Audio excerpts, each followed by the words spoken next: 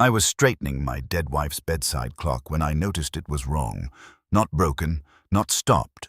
Just wrong, by the smallest degree, turned a little off the pale square it had left for years on the walnut nightstand, as if somebody had picked it up and set it back down without knowing the room had a memory of its own. Then the scratching came from inside the wall directly behind it, and for one cold second I stood there with my fingers still on the clock and felt the whole house go watchful around me. The room was warm from the radiator under the front window and cool everywhere else, the kind of uneven March warmth old Ohio houses hold on to badly. Outside, the maple branches tapped once in the wind and went still. The bedspread under my hand was the same quilted ivory Eleanor had insisted was practical because it washed well and did not show every wrinkle. Her robe still hung from the brass hook behind the door. On the dresser sat the little silver-backed brush she had stopped using when her hair began to thin, though I had never moved it. The room carried that faint layered smell it had held for 2 years now. Old lavender sachet, from the top drawer, radiator dust, starch from clean pillowcases, and the dry medicinal ghost of the place it had once been. I had made it a rule with myself not to call it a sick room anymore. Sick rooms belong to endings. This was Eleanor's room. That was what I said in my head every morning when I opened the door. I set the clock back the way it belonged, its face angled very slightly toward the left side of the bed because Eleanor liked to read the time without her glasses when she woke. She used to tap the top of it twice before sleeping, not to check anything, only because she did things like that. Tap the clock. Fold the corner of the blanket under one calf. Lay her ring in the little white dish if her hands were swollen.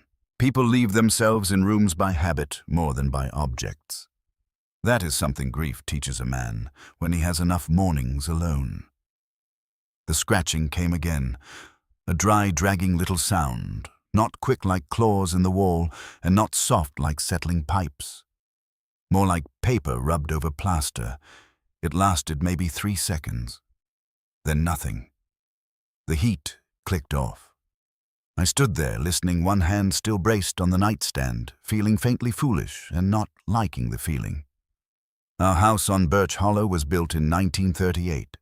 It knew how to creak, knock, sigh, and complain in every season. I could tell the difference between the back porch wood pulling in August and the upstairs bathroom pipe tapping in January. This was not a house sound I knew.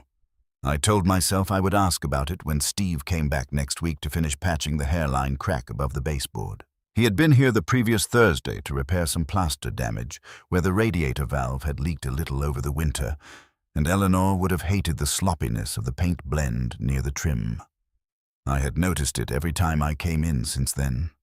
That was how the morning should have gone. I would notice the paint line, make coffee strip the guest bed downstairs, and drive to Kroger before the lunch crowd. Ordinary Thursday. Quiet. Manageable. Instead, I stood in my dead wife's room staring at a clock that looked as though someone else had handled it and listening to a wall that had begun for reasons of its own to scratch.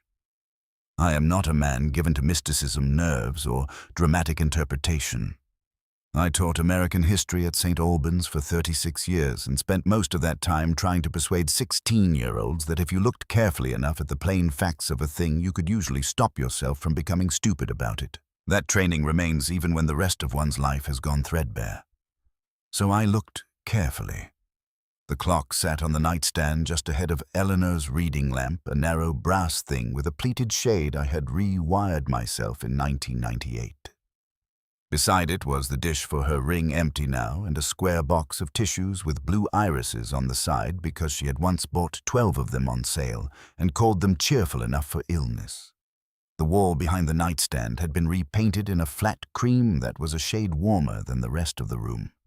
If you knew where to look, you could see the faint seam where Steve had sanded. Above the baseboard behind the nightstand leg, there was a place where the new paint had dried slightly duller than the old. Nothing supernatural, nothing theatrical.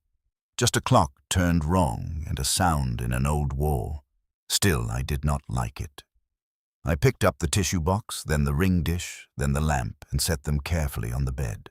When I lifted the clock a second time, the underside left a pale, dustless outline on the walnut where it had been sitting. It was not centered on that outline. It had been moved maybe half an inch forward and a fraction to the right. I looked at the doorway before I could stop myself, as if somebody might be there to answer for it. The upstairs hall was empty. Morning light fell across the runner Claire had told me to replace 6 years ago because she said it was a liability waiting to happen. I had not replaced it. The banister needed polishing. Somewhere downstairs, the refrigerator motor kicked on and gave the house its ordinary little mechanical hum. Nothing in the world looked wrong enough to justify the cold feeling beginning under my ribs. I set the clock back where it belonged and bent to look at the wall more closely. The paint crack Steve had patched ran no more than 4 inches, but I could see just beyond the nightstand edge a second finer line I had not noticed before. Hair-thin, almost nothing. I touched it with the pad of my finger. Dry. Then the furnace kicked on again, and the scratching came right under my hand. I jerked back hard enough to knock the lampshade sideways. The sound was not loud.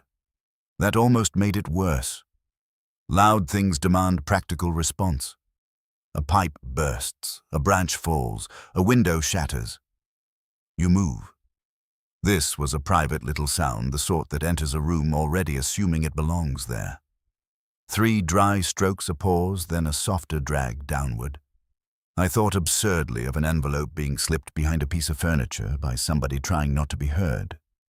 The heat carried with it that particular smell of March furnace air, warm metal and dust, and the faint mineral bite of old radiators. I stared at the wall until the sound stopped. Then I put the lamp straight, carried the tissue box and ring dish back to the nightstand, and stood in the center of the room longer than I needed to. House settling, I said out loud. The room accepted that explanation politely and did not believe it. Downstairs, the kitchen felt steadier. Kitchens usually do. Ours faces east over the side yard, and by 9 in the morning, the light comes in flat and pale across the table, showing every nick in the old oak chairs and the places where Eleanor's geraniums used to sit before she got too tired to water them. The coffee maker hissed its last. I opened the bread box, took out the heel of the rye loaf from Miller's bakery, and put it in the toaster. The counters smelled faintly of lemon oil from where I had wiped them after dinner the night before. Over by the mudroom door hung the calendar. Claire keeps telling me I do not need in the age of smartphones. I still use the calendar. I poured coffee and stood at the sink while the toast browned. That was when I made the mistake of looking up at the side yard and remembering Eleanor in March of the year before she died, standing in one of my old cardigan sweaters with both hands braced at the windowsill because the steroids had swollen her feet and she was trying not to show me the effort of simply standing. She had been looking at the crocuses coming up crooked near the walkway and said, "Tom, promise me you won't let people turn me into a brave little story after I'm gone." I had laughed because I thought she was being dry and because at that point we were still counting things in percentages and hoping the next line of treatment would buy us enough time to stop speaking in that tone. "No one's turning you into anything," I told her. She kept looking outside. "Yes, they will. They always do. They make sick women either saintly or confused. It saves time." I remember setting my coffee down. I remember saying Eleanor. She turned then and smiled in a way that told me I had missed the center of what she meant. "I'm just saying," she said. "If I get difficult, don't let them call it courage. And if I get quiet, don't let them call it peace." At the time, I kissed the side of her face and told her she was overtired. That memory has lived in the kitchen ever since, like a small object under a rug you only feel when you step on it the wrong way. I had not thought of it in months. Standing there with the toaster clicking and the coffee warming my hand, I thought of it now with such force that the room seemed to tilt slightly. The toast burned on one edge. I scraped it over the sink and ate it anyway. I spent the next hour doing ordinary things in a house that no longer felt fully ordinary to me. I stripped the downstairs guest bed. I carried a basket of towels up from the basement. I paid the gas bill online and wrote the confirmation number on the paper statement, because that is how I like it. I took the trash down the driveway and waved to Ruth Nolan next door, who was pruning the dead heads off last year's hydrangeas with the expression of a woman engaged in morally serious work. Everything stayed very close to normal, which sometimes only serves to make one wrong thing larger. I did not go back into Eleanor's room until nearly 11. The scratching was not waiting for me. The room was still pale and respectful in the way preserved rooms can be. I stood in the doorway first, looking at the bed, the curtains, the chair by the window where Eleanor used to sit with a blanket over her legs and a legal pad on her lap. During treatment, she had turned into a person who wrote down everything. Appointment times, medications, side effects, questions for doctors, church casserole arrivals, which insurance representative had said what on which Tuesday. At the time, I thought it was her way of fighting helplessness. Maybe that was all it had been. Maybe. I crossed to the nightstand and touched the clock again. It was wrong. Not by much. Just enough that I knew with complete certainty I had not left it that way this time. A man can become angry faster than afraid when grief has already stripped him down. Anger feels cleaner. I looked at the wall, at the patched paint, at the shadow between the nightstand and the baseboard, and for a brief, ridiculous moment, I thought Steve had come back into the house after I paid him last week and used the upstairs bathroom or set something on the nightstand while I was outside taking trash to the curb. Then I realized how idiotic that was and got angrier. I took out my phone and called Claire.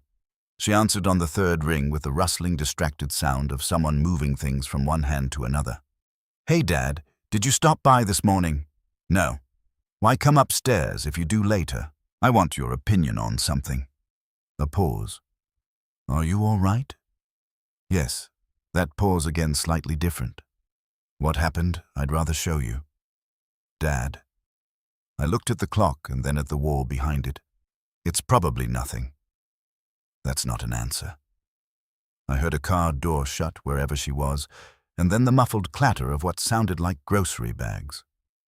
Claire has always been a woman who moves through the world with occupation around her. Even her silences sound full-handed. "Is it the radiator?" she asked. "Because Steve said he'd come back if it started leaking again." "It's not leaking." Another pause. "I'm in the Kroger parking lot. I can come by after I drop Evan at noon." "That's fine." "What is it, Dad?" I ought to have simply said it. The wall is making a noise. The clock's been moved. Something in the closet smells wrong. Instead, I said, "I want another pair of eyes." Her voice softened, and I hated it instantly. "Okay. I'll come." I put the phone down harder than necessary. The thing about being a widower with adult children is that people begin asking whether you are all right in tones that contain several other questions. Are you eating? Are you remembering your medication? Are you safe to leave alone with memory? Are you sliding a little? I am not sliding. I am a man living in the same house for 41 years after burying the woman who organized half its meaning. That is not the same thing. Still, by the time Claire arrived at 12:30, carrying 2 reusable grocery bags and a carton of eggs she said were on sale, I had nearly talked myself back into reason. The wall scratched when the heat came on. Old houses have cavities. Mice exist. Steve's patching had maybe loosened something. The clock could have been my own hand. Grief changes a man's certainty in ways he does not advertise. I knew all this. I told myself all this. I believed parts of it. Claire put the groceries on the kitchen island, kissed my cheek, and immediately began reorganizing things that did not need reorganizing. She moved the eggs away from the edge. She set the bananas in a bowl. She folded the paper bag handles inward. Claire is 41 years old and still cannot be anxious in a room without tidying it into submission. "You look tired," she said. "I slept fine." She gave me that brief, flat look daughters perfect sometime in adolescence. "You say that when you don't want to answer." "I slept fine." She nodded once and took off her coat. "Show me." We went upstairs together, and I became aware halfway up of the peculiar intimacy of bringing someone into a preserved room in order to test your own sanity. Claire had not stopped entering Eleanor's room after the funeral, but she entered it differently from me. Not daily. Not ceremonially. She would come in to help me sort donations or change the flowers. if there happen to be flowers. Stand by the window for a minute, touch the robe on the hook and leave. I do not think she ever learned the room the way grief taught it to me.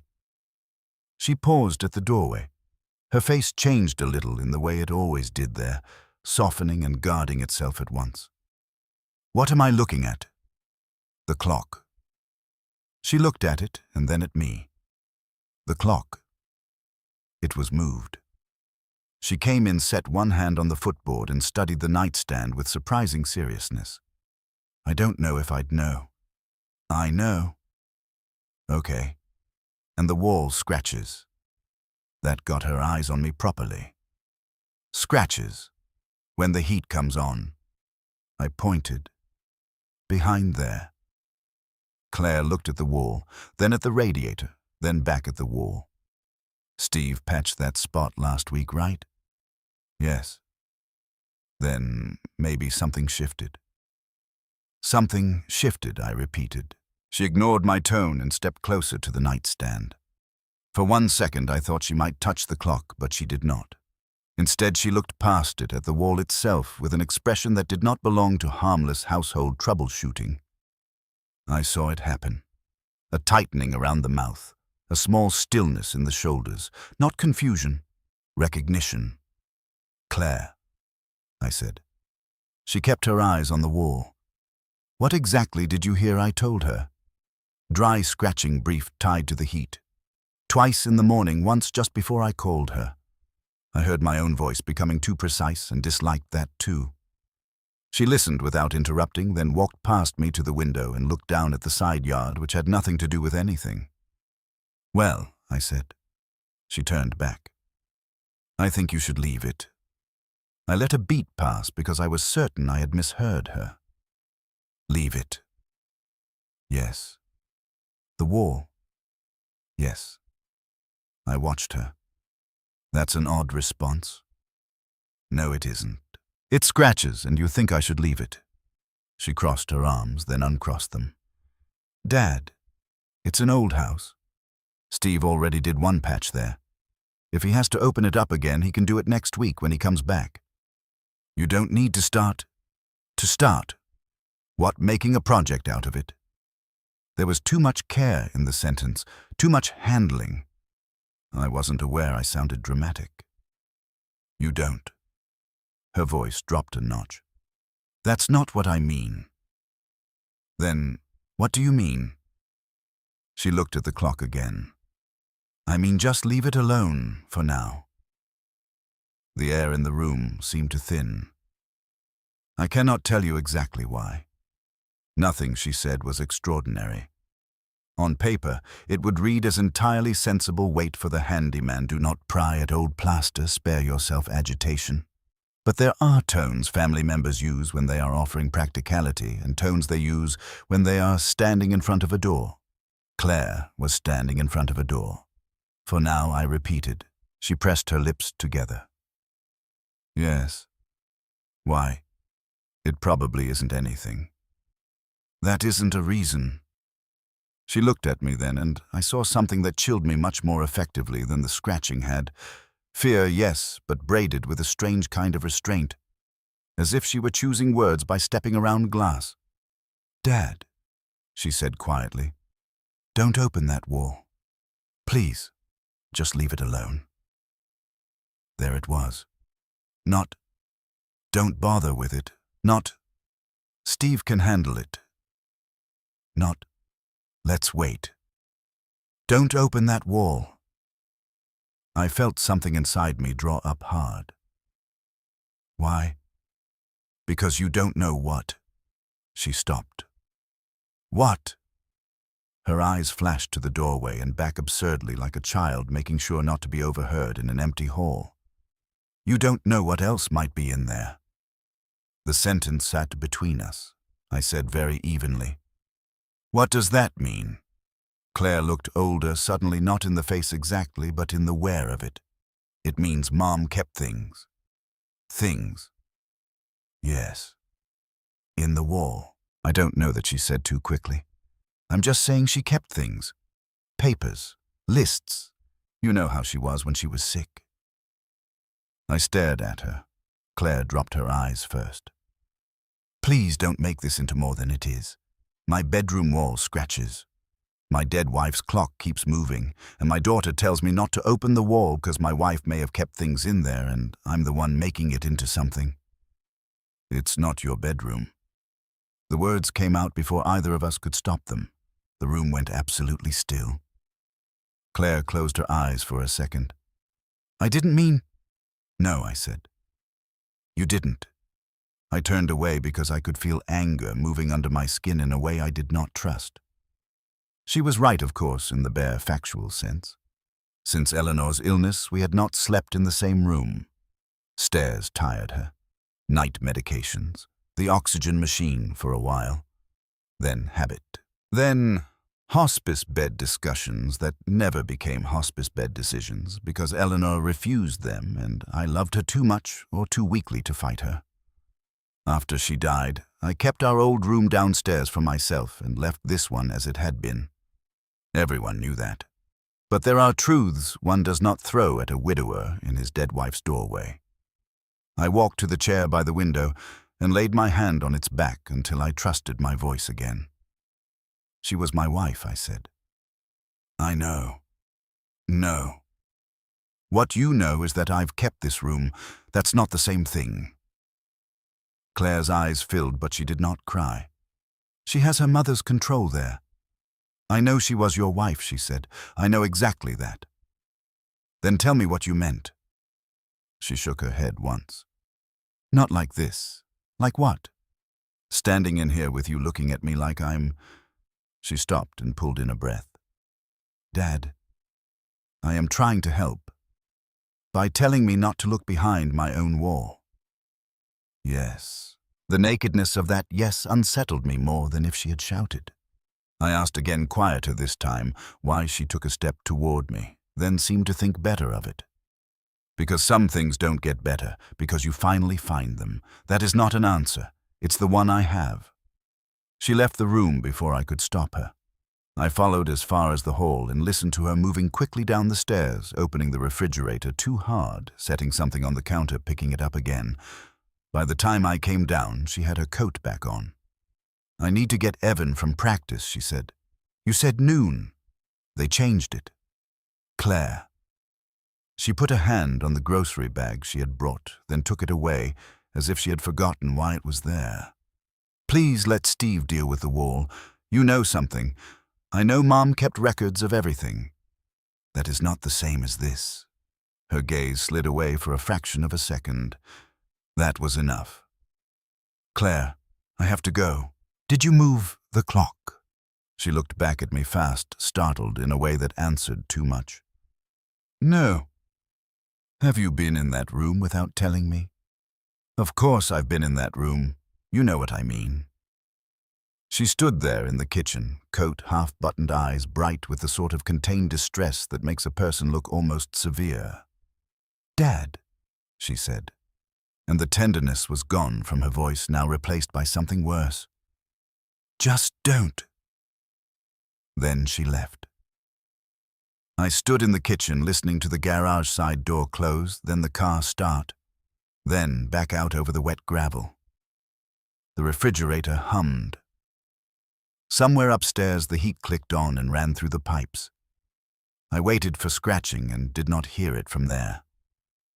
What I heard instead was my daughter's voice, stripped of all the ordinary comforts of adulthood, saying, "You don't know what else might be in there." The afternoon went by badly. I tried, with the stubbornness of older men and the self-respect of fools, to resume normal tasks. I put away the groceries Claire had brought because she had left half of them on the counter. I sliced apples for myself and did not eat them. I carried the towels up to the linen closet outside Eleanor's room and stopped with the basket in my hands before opening the door.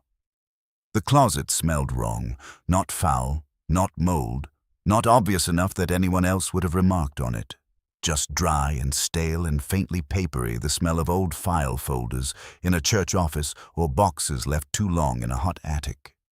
Beneath it lingered the clean soap scent of folded sheets, but thinner, as if another use had been layered over the ordinary one until the room had forgotten which smell belonged first. I set the basket down and studied the shelves. Top shelf extra blankets all refolded last November. Middle shelf sheet sets stacked by color because Eleanor liked them that way. Lower shelf towels, pillow protectors. 2 unopened bars of lavender soap Claire had bought after the funeral because she thought the room should keep smelling like itself. Nothing visible. Nothing in open rebellion against linen closet logic. Still, the space felt watched over rather than neglected. Not dusty enough, not random enough, too composed. I put the towels away, and on some impulse I could not have named, pressed my hand against the back panel of the closet behind the sheet stacks. Cool. Solid. On the right side, where the wall backed onto Eleanor's nightstand, the depth felt slightly shallower than I expected. Not much. Maybe an inch or so. I took the stacks down one at a time and looked more closely. The shelf itself was fixed and painted over from years ago. The back wall showed no obvious seam. If there was a difference, it was in proportion only the way one notices when a familiar face is off before one knows why. I stood there longer than necessary. Hand on the empty shelf, feeling both ridiculous and unsettled. Then I saw the book. It was shoved flat behind the pillow protectors on the lower left, far enough back that I could not imagine why anyone would put it there. A cloth-bound copy of the portable Dickens Eleanor had kept on her bedroom shelf for years, full of slips of paper and grocery receipts and one flattened leaf from some long-ago walk. I pulled it out, and a pale pink appointment card slid loose and landed face down on the floor. I bent to pick it up. St. Agnes Oncology Group, April 14th, 2:40 p.m. Except the 2:40 had been crossed out in blue pen and changed to 3:10. The handwriting was not Eleanor's.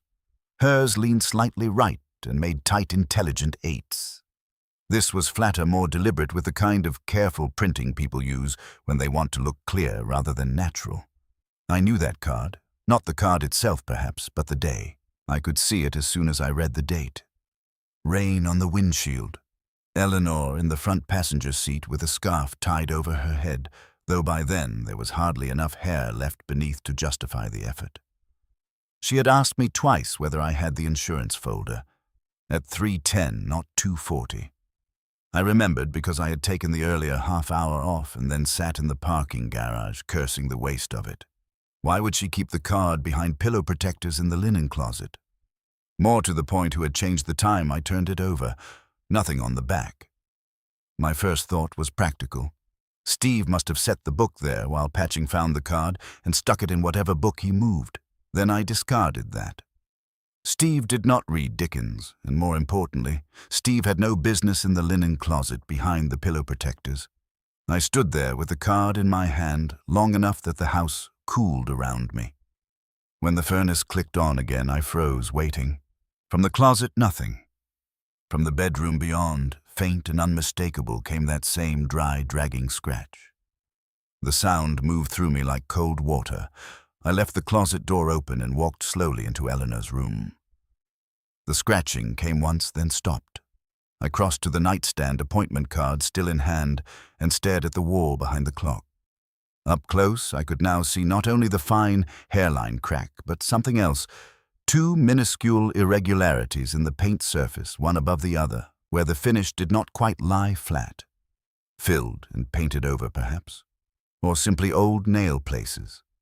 The sort of thing no one would see unless he had already been put on edge by a moved clock, a wrong smell, and his daughter speaking like a woman at the edge of a confession. I put the appointment card down on the bedspread and knelt beside the nightstand. The radiator hissed softly. The clock ticked with that slight unevenness old battery clocks get before they die. Though I had changed the battery in January. The air near the baseboard smelled faintly of fresh paint and something else now that I was lower to the ground dry. Wood-warm plaster dust. I ran my fingertips along the seam Steve had patched, then lower, then behind the clock.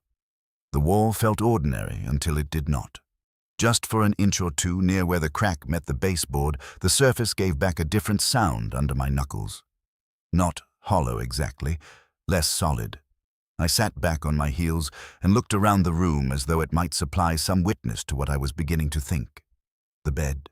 The chair, the dresser, Eleanor's robe, the legal pad still lying in the drawer under her scarves, probably where I had left it because I could not bear to see her handwriting in any ordinary light. And over all of it, the humiliating possibility that I had preserved this room so carefully, only to preserve my own ignorance along with it. No, I was not ready to think that. I rose, went to the dresser, and opened the top drawer. Scarves, combs, hand cream gone thick with age, 2 pairs of reading glasses. In their cases, a packet of tissues, 3 pens. I took out the glasses cases and set them on the bed. One held the pair Eleanor wore at the end lenses smudged because her fingers had gotten clumsy. The other was older blue leather with a frayed hinge. Empty. I opened it wider. Inside, folded into the curve where the glasses should have rested, was a small square of white tissue. For one hopeful, absurd second, I thought it might be a note, a lock of hair, one of those sentimental remains stories are fond of. It was only tissue. I almost put it back. Then I noticed the shape inside it, tiny, angular, metal. I unfolded the paper carefully. 2 short screws lay in the center, silver gray and dusted with the sort of paint residue one gets from being hidden in old wood. I did not move for a long time. The furnace kicked on downstairs. Through the floor, through the walls, through the preserved light of Eleanor's room, I heard the dry, dragging scratch begin again behind the nightstand. This time I did not flinch. I crossed the room, set the screws beside the clock, and slid the nightstand forward from the wall far enough to expose the patch line fully. It protested against the hardwood with a low, reluctant scrape. Behind it, the paint seam showed more clearly. So did the 2 tiny irregularities I had seen before. Not nail places. Filled screw heads painted over badly enough that a man in grief could miss them for 2 years, and a man on edge could see them all at once. My mouth had gone dry. I fetched the small flathead screwdriver from the hall drawer, where I keep batteries, picture hooks, and the kind of household things one reaches for without thinking. Back in the room, I stood for a moment with the tool in my hand, and my heart behaving in a way I disliked. Fast, yes, but not from exertion. From the sense that a line once crossed would not uncross. You don't know what else might be in there. I looked at the doorway, half expecting Claire to be standing in it again. She was not. The house was very quiet apart from the radiator and the clock. Then I should know, I said, and knelt. The paint over the first screw head cracked with a tiny dry snap. The screwdriver bit slipped, bit again. My hand was not perfectly steady. The first screw came free slower than it should have, dragging a little crescent of old paint with it. The second was worse. Whoever had covered them had done it years ago and not meant them to show. When both were out, I set them beside the pair from the glasses case and stared at the difference between the old ones and the newer ones. The pair from the case were cleaner, kept in reserve, meant to be used again. I slid the screwdriver tip carefully along the seam. For a second, nothing happened. Then a narrow section of the wall no wider than a hardback book and perhaps 18 inches high loosened inward with a breath of stale, dry air. Paper, not everywhere, not stuffed full. Just enough that the smell of it came out at once, old tape adhesive and cardboard, and the flat, dry scent of stored things that have not seen daylight in years. Something shifted softly inside the cavity. Something light. My entire body went cold. I widened the panel no more than an inch and leaned closer, peering into the darkness behind the lath. At first I could not make out anything distinct, only shapes. A bundled edge, a pale label, the corner of what might have been a small box. Then the house heat moved again through the wall, warming the cavity, and something inside slid forward with a whispering scrape and lodged just where the narrow opening admitted the late afternoon light. A cassette case. Clear plastic, old-style, one corner hazed with age. On the spine, in Eleanor's handwriting so unmistakable that I felt the sight of it in my chest, was written a single date. April 14th. The same date as the appointment card lying on the bed behind me. For one impossible second, I could not breathe at all. Then I reached into the drawer of the nightstand blindly for support, and touched only air because I had forgotten it was still half pulled open from the morning. My hand closed on nothing. The screwdriver slipped from my other fingers and struck the floorboards with a click that sounded far too small for what had just become of the room. I stared at the cassette case, jammed in the seam Eleanor's date written on it in blue ink, and understood with a clarity so sharp it was almost physical that whatever had been scratching behind that wall had not been vermin, settling, or grief. It had been something trying in the oldest room of my marriage to come loose. It had been something trying in the oldest room of my marriage to come loose. I do not know how long I knelt there, staring at the cassette case in the narrow, dark seam of the wall. Long enough for the furnace to stop. Long enough for the room to settle back into its ordinary quiet around me, as if nothing had happened except that a section of plaster had been disturbed and an obsolete piece of plastic had shifted forward into view. But there are silences that restore a man and silences that accuse him. This one accused. The tape case was wedged at an angle, its clear edge caught against a strip of wood inside the cavity. The label on the spine had yellowed under old adhesive, and Eleanor's handwriting, firm, narrow, unmistakable, ran across it in blue ink. April 14th. No year, no explanation, just the date. My first irrational thought was that if I reached for it, the room would somehow object, not dramatically, not in any storybook sense, but in the quieter way of preserved things that resist being made factual. I could almost feel the past holding its breath. Then I heard myself say very softly, "No," and understood that I was not refusing the room. I was refusing the possibility that I had been living 2 years beside a wall my wife had turned into a hiding place and had never known it. I set the screwdriver on the floorboards, braced one hand against the nightstand, and used 2 fingers to work the cassette case loose. Dust came away with it in a thin gray crescent. Something else farther back shifted but did not fall. The case was colder than it should have been. My heart was beating hard enough that I could feel it behind my teeth. There was no tape player in the room. That practical fact came into my mind with absurd force, as if the ordinary inconvenience of technology might spare me the rest. I stood carefully, one hand on my knee, the case in the other, and looked back at the bed. The appointment card still lay where I had set it on the quilt. The 2 small screws from Eleanor's glasses case sat beside the clock. Nothing in the room had moved except me, yet the room itself had altered beyond retrieval. I set the cassette case on the bedspread next to the appointment card and turned back to the nightstand.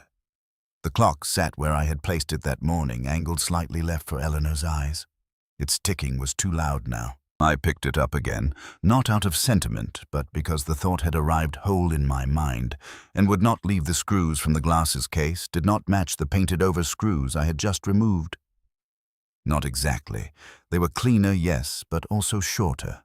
Spares for something, intended for something. I turned the clock over in both hands. The plastic battery compartment was there, but the larger, thin backing panel that ought to have covered the lower half of the clock's rear was missing. I had not noticed, because I had never once in the last 2 years turned it over. Why would I? I changed the battery from the side slot in January, stood it back on the nightstand, and thought that was the whole object. Without the panel, there was a shallow recess behind the clock where the molded shell curved inward. Empty now, but not naturally empty. I could see the tiny stress marks where something narrow and metal had rested across the plastic over time. The 2 spare screws in the glasses case would have fit there neatly enough. I sat down on the edge of the bed very suddenly because my legs had begun to feel uncertain. Eleanor used to tap the top of that clock before sleeping. Eleanor used to straighten it after the cleaning woman dusted. Eleanor used to angle it just so before switching off the lamp. Those memories were still true. But the truth beneath them had shifted. The clock was no longer only one of the tender little domestic relics grief lets a man live with. It had become part of a system, not a grand one, not a theatrical one, something smaller, and because of that much harder to forgive myself for missing. The room smelled different now that the panel in the wall stood loose paper dust, stale adhesive, the dry old scent of enclosed plaster. I looked into the opening again, wider this time in my mind, if not in fact. I could make out shapes still nested deeper in shadow, a bundled edge, more plastic, possibly folded paper. No, not yet. I had crossed one line. I was not prepared to cross all of them in a rush, like a man tearing into somebody else's desk. If Eleanor had put things there, then Eleanor had meant them to be found in pieces or not at all. I did not know which possibility was worse. I took the cassette case, the appointment card, the screws and the clock downstairs. I do not remember deciding to do that. 1 minute I was in the room, the next I was in the kitchen, setting them down on the table one by one with the stiff care of a man laying out medical instruments he does not know how to use. The late afternoon light had shifted while I was upstairs. It came flatter now through the side window, turning the old formica counter pale and making the yellow tulips on the oilcloth look almost white. The coffee in the pot had gone bitter. I switched it off and did not pour any. The cassette case would not open at first because the latch had gone slightly tacky with age. When it finally gave, the sound of it seemed indecently loud in the quiet kitchen. Inside was a standard tape cream-colored label, no brand worth noting. Eleanor's handwriting again. Same date. Underneath it in smaller writing I had to put on my glasses to read were the words 3:10 after. After what? The answer sat on the appointment card, beside it like a patient in a waiting room. I closed the case again. My first sensible thought was that I needed a tape player. My second was that I did not know if I wanted one fast enough to admit what that meant. I stood at the kitchen window with both hands braced on the sink and looked out at Ruth Nolan's side yard, where the last piles of winter leaves still lay against the fence. The maples were bare. A blue jay hopped along the bird bath rim and flew off. Nothing out there knew anything about Eleanor's handwriting on a cassette tape or spare screws hidden in a glasses case. Think, I said. I did think. Slowly. There had been an old cassette player somewhere in the house once, a slim black Panasonic Eleanor used when she volunteered to help record church newsletters for the shut-ins back in the 90s. Then later, Claire used it for French practice in high school because she liked the sound of the language and hated the teacher. I had not seen it in years. It might be in the den cabinet or the basement storage room, or gone entirely. I also thought of Paul Hensley before I meant to. That startled me more than it should have. Until that moment, his name had not fully attached itself to what I was seeing. He was simply one of the people from those years, one of the figures that moved through the blurred crowd around illness. Doctors, nurses, church friends, helpful neighbors, people with Tupperware and murmured sympathy and too much hand sanitizer on their fingers. Paul had belonged to our family orbit longer than most. Retired psychologist, church volunteer counselor, good with difficult conversations, everyone said. He had known Eleanor before I did, technically, through some summer college program in 1975 that neither of them ever described the same way twice. He was clever, careful, soft-spoken, the sort of man other men called thoughtful because they could not imagine anything rough happening in the presence of that voice.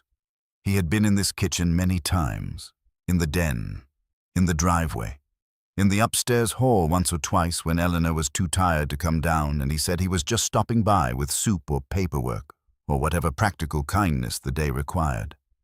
That memory until now had carried no charge at all beyond my general gratitude toward people who had not vanished during treatment. Now it returned, altered at the edges. I went to the den. The den sits off the front hall, a room too small to be grand and too useful to be cozy unless someone is willing to make it so. Bookshelves on the north wall, a pair of leather chairs worn smooth on the arms, filing cabinet by the window, cabinet with doors under the television. Eleanor always said the room became every family's true character when company left. In ours, it had held taxes, school forms, insurance calls, after dinner reading children's arguments, and later the endless paper drift of illness. If the house had a room for controlled worry, it was the den. I knelt at the cabinet and opened the left door. Old photo albums. 2 video camera cases from the early 2000s. Extension cords. A plastic tray of batteries. Below that, in the back half, hidden by an empty shoebox, the black Panasonic. I sat back on my heels and stared at it. Dust filmed the top. One corner of the cassette door was chipped. The cord was wound around it with Eleanor's old competence looped and tucked instead of knotted. I had a sudden clear memory of her sitting cross-legged on the living room rug in 1998, recording Claire reading a passage from To Kill a Mockingbird because Claire had to hear herself to slow down. "You rush when you're nervous," Eleanor told her. "Most people do." I carried the player to the kitchen table with the tape and sat there for a full minute before plugging it in. My hand stopped with the tape halfway to the deck. Not from fear exactly, from shame. Because once I heard Eleanor's voice on a tape hidden in a wall, I would no longer have the excuse of uncertainty. Doubt is painful, but it leaves a man certain avenues of dignity. Evidence removes those. The refrigerator motor kicked on and off. Upstairs, the house gave a little tired, settling sigh. Somewhere, a car passed on Birch Hollow. I slid the tape in. The machine word accepted it and clicked. I pressed play. At first, there was only the static hush of old tape, then a rustle. Then Eleanor's voice, lower than I remembered from the end, stronger in its middle register. Careful in a way I had heard many times during treatment when she was managing herself for the sake of someone else's comfort. "If this is nothing," she said, "then I'm sorry for making a record of it." My vision blurred all at once. I pulled off my glasses and set them down.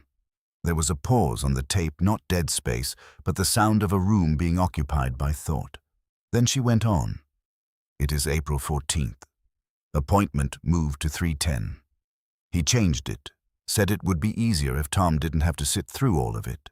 The kitchen seemed to tilt around me. "Eleanor," I said aloud, though of course she did not stop. I said no, then yes, because I was too tired to argue in the waiting room and Claire had school and I couldn't think straight enough to know whether I was being difficult or careful. Another pause. Paper moving. The faint tap of something hard on wood. The bedside clock. A pen. I did not know.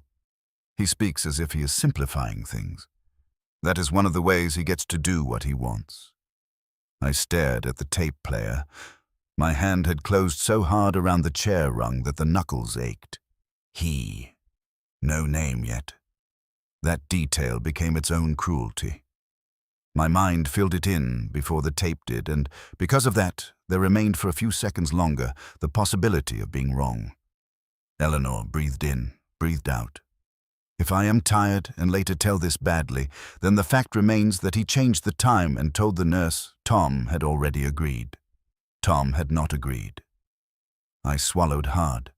The tape clicked softly as the reels turned. I could hear the house in the recording if I listened beyond her. A radiator hiss, a distant door. This room. That room I could not tell. The intimacy of the sound was unbearable. She had made this here, somewhere in this house alone enough to record in that controlled voice. "He stood in the hall again today," she said, and the strain in her voice rose slightly under the calm. "Too long. Not doing anything, just standing there as if waiting for me to remember he was helpful." The tape stopped. Not ended. Stopped.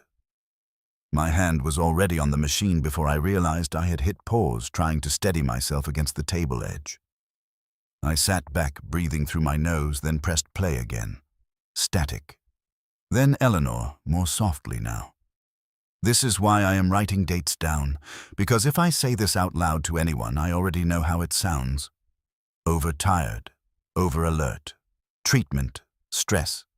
I know every word they'll use because I've used them myself."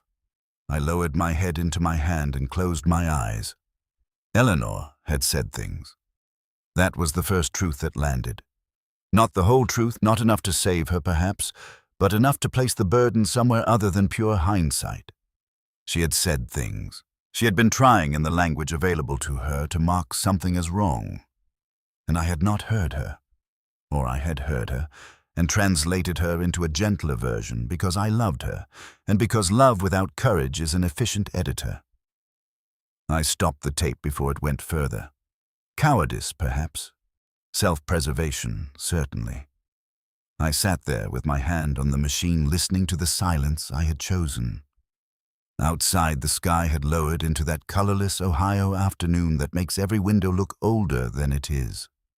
I wanted coffee, and could not bear the taste of it in advance. I wanted Claire in the room, and did not want Claire anywhere near it. I wanted the entire hour reversed.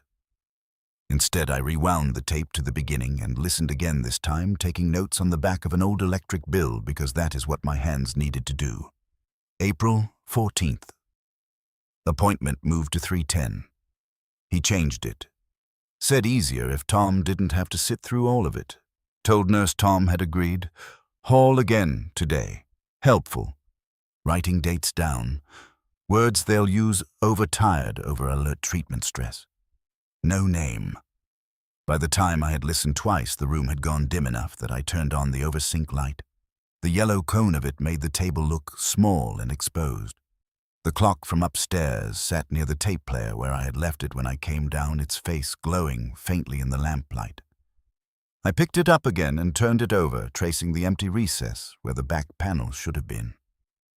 Eleanor had hidden spare screws in the old glasses case. Not because she was sentimental, but because she meant to access the wall again. The clock had not simply been near the hiding place. It had been part of its use. I thought of all the times I had adjusted it after dusting, changed the battery, nudged it back into place after changing the sheets. All the times I had touched the object without knowing I was handling a tool my wife had once used in secret. The realization was so intimate it felt indecent. At 5:30 I called Claire.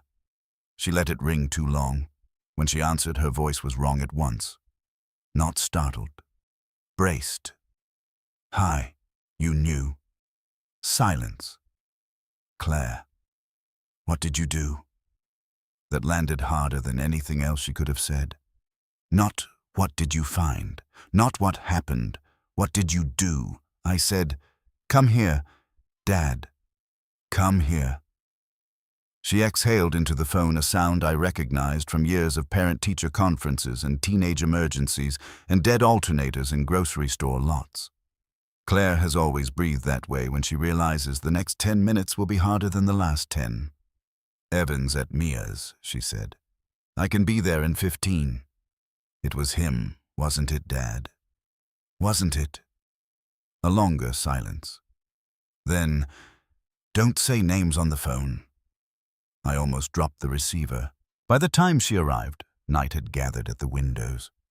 I had not turned on the front porch light. She let herself in with her key, closed the door quietly behind her, and stood in the front hall with both hands still on the strap of her bag, as if she had entered somebody else's house by mistake. I was in the kitchen. The tape player sat on the table. The appointment card lay beside it. So did the clock. Claire took all of that in before she looked at me. You listened, she said. Yes. Her face changed in a way that made her look for a second not like a 41-year-old woman, but like the 17-year-old version of herself who used to come home from school furious at the world and claim she was only tired. How much enough? She set her bag down. You shouldn't have done that alone. The absurdity of that nearly made me laugh. No. No. I looked at her until she lowered her eyes. Sit down. She sat. I remained standing because I did not trust myself to sit without gripping the table like a judge. The kitchen seemed smaller with her in it, crowded with things unsaid. The old wall clock over the mudroom door ticked too loudly. Somewhere in the backyard, a dog barked twice and stopped. How long have you known? I asked. Her hands folded and refolded in her lap. I didn't know. No. Do not do that. She looked up. Do what? Answer with half a sentence and ask me to fill in the cowardice. Color rose along her cheekbones. That's not fair. No, I said. None of this is fair. Try again. She stared at the table for a moment. A few weeks. Meaning I was in the room. I was changing the curtains because you said the hooks were catching. I saw the crack behind the nightstand and thought maybe Steve hadn't finished the patch right. I moved the table. Her voice had gone very controlled. I found the screws in Mom's old case because I remembered she used to hide little things there. Chapstick, safety pins, that kind of thing. And then I opened it. The kitchen held the words like a held breath. How much? Not much. She swallowed. An inch, maybe. Enough to see something with her handwriting. A tape case. I closed it again. I pulled out the chair across from her and sat, because suddenly standing felt theatrical and I wanted no part of theatrics. Why? I don't know. Yes, you do. Her mouth trembled once and set again, because I recognized the date. The answer hit me low and mean. April 14th. She nodded. What is April 14th? For a moment, I thought she would refuse. Then she said in the flat voice of somebody reading from a document she never wished to see again. The day Mom took me out of school early junior year because Paul said I needed an emergency meeting with him after I'd skipped youth group and told Mrs. Carroll. I didn't want to be alone in his office anymore. The room did not move. That was perhaps the worst of it. Nothing shattered, nothing dramatic occurred. The yellow kitchen light remained yellow. The tulips on the oilcloth remained tulips. My daughter sat across from me with her hands folded too tightly, and the sentence she had just spoken rearranged 30 years inside my chest. I said her name once. Claire shook her head sharply. Don't, please. What do you mean you didn't want to be alone in his office? She looked at me as if I were not hearing the language we both spoke. I mean exactly that.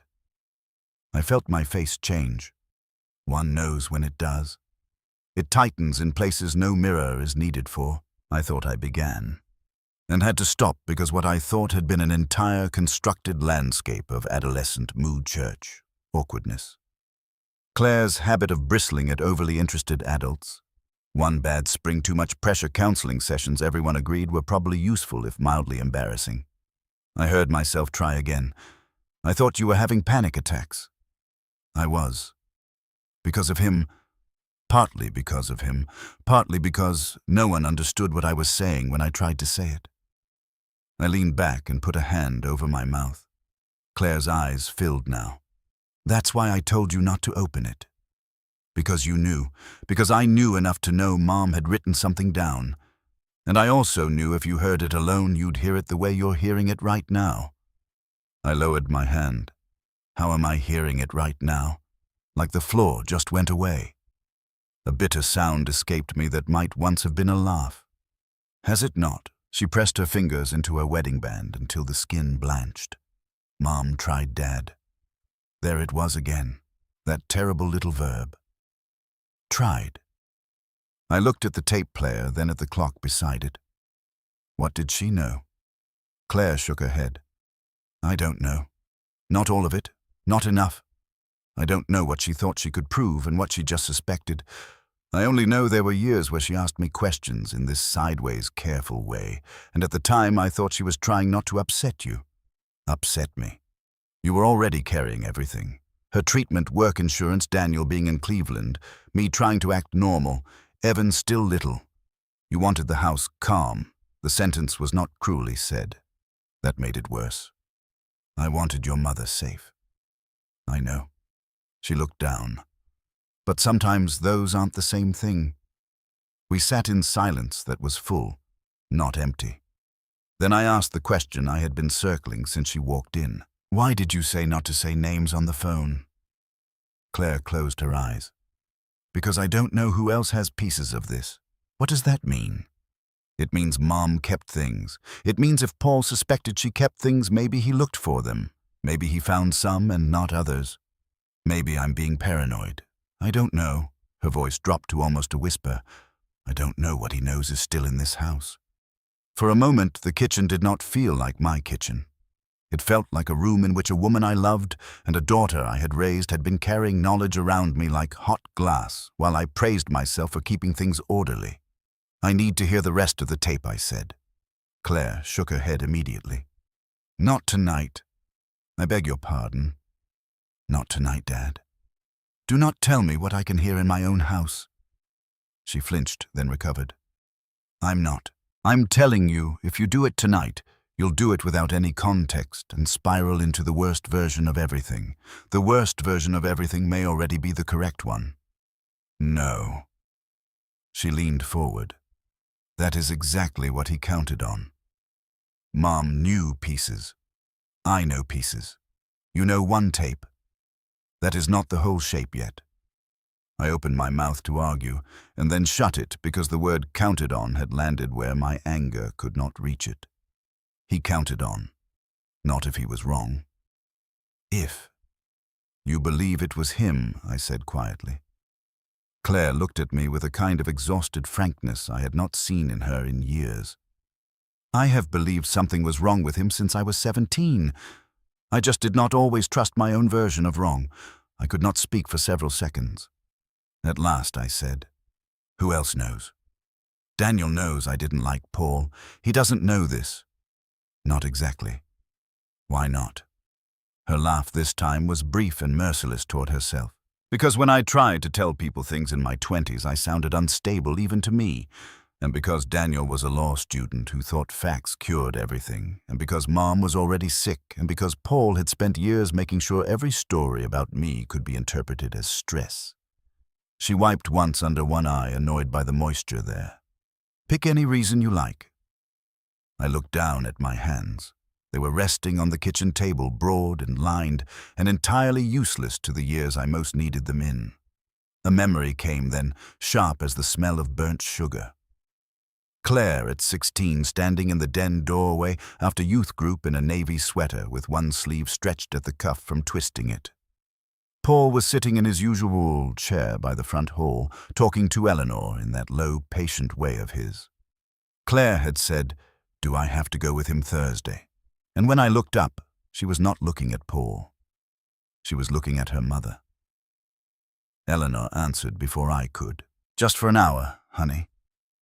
Claire's mouth had gone hard. "I don't want to." Paul smiled. Not big, not crude. The kind of smile meant to reassure the adults in the room, not the child. "We can call it coffee instead of a session, if that helps." I had laughed lightly because the tension in the room embarrassed me. "There you go." Claire stared at me 1 second longer than fit the moment, then went upstairs. Until now, I had stored that memory under adolescent resistance. Standing there in the kitchen now across from my grown daughter and a tape player on the table, I saw it for what it may have been, a bid for alliance that the adults softened into tone management and scheduling. I put both hands flat on the table. "Dad," Claire said quietly. "No," I said. "Don't dad me in that voice." She sat back. I got up so fast the chair legs scraped. "You think I'm going to break? Is that it? Is that why you told me not to open the wall?" "No." "What then?" "Because I couldn't be the one who handed this to you." I turned away from her and gripped the sink. The dark window above it gave back only my own shape and a faint doubled glow from the kitchen light.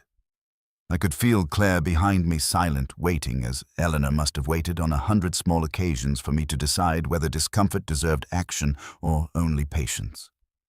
After a while, I said, "I need someone who can tell me what Eleanor was doing with dates and appointments and changes. Someone outside this family." Claire did not answer immediately.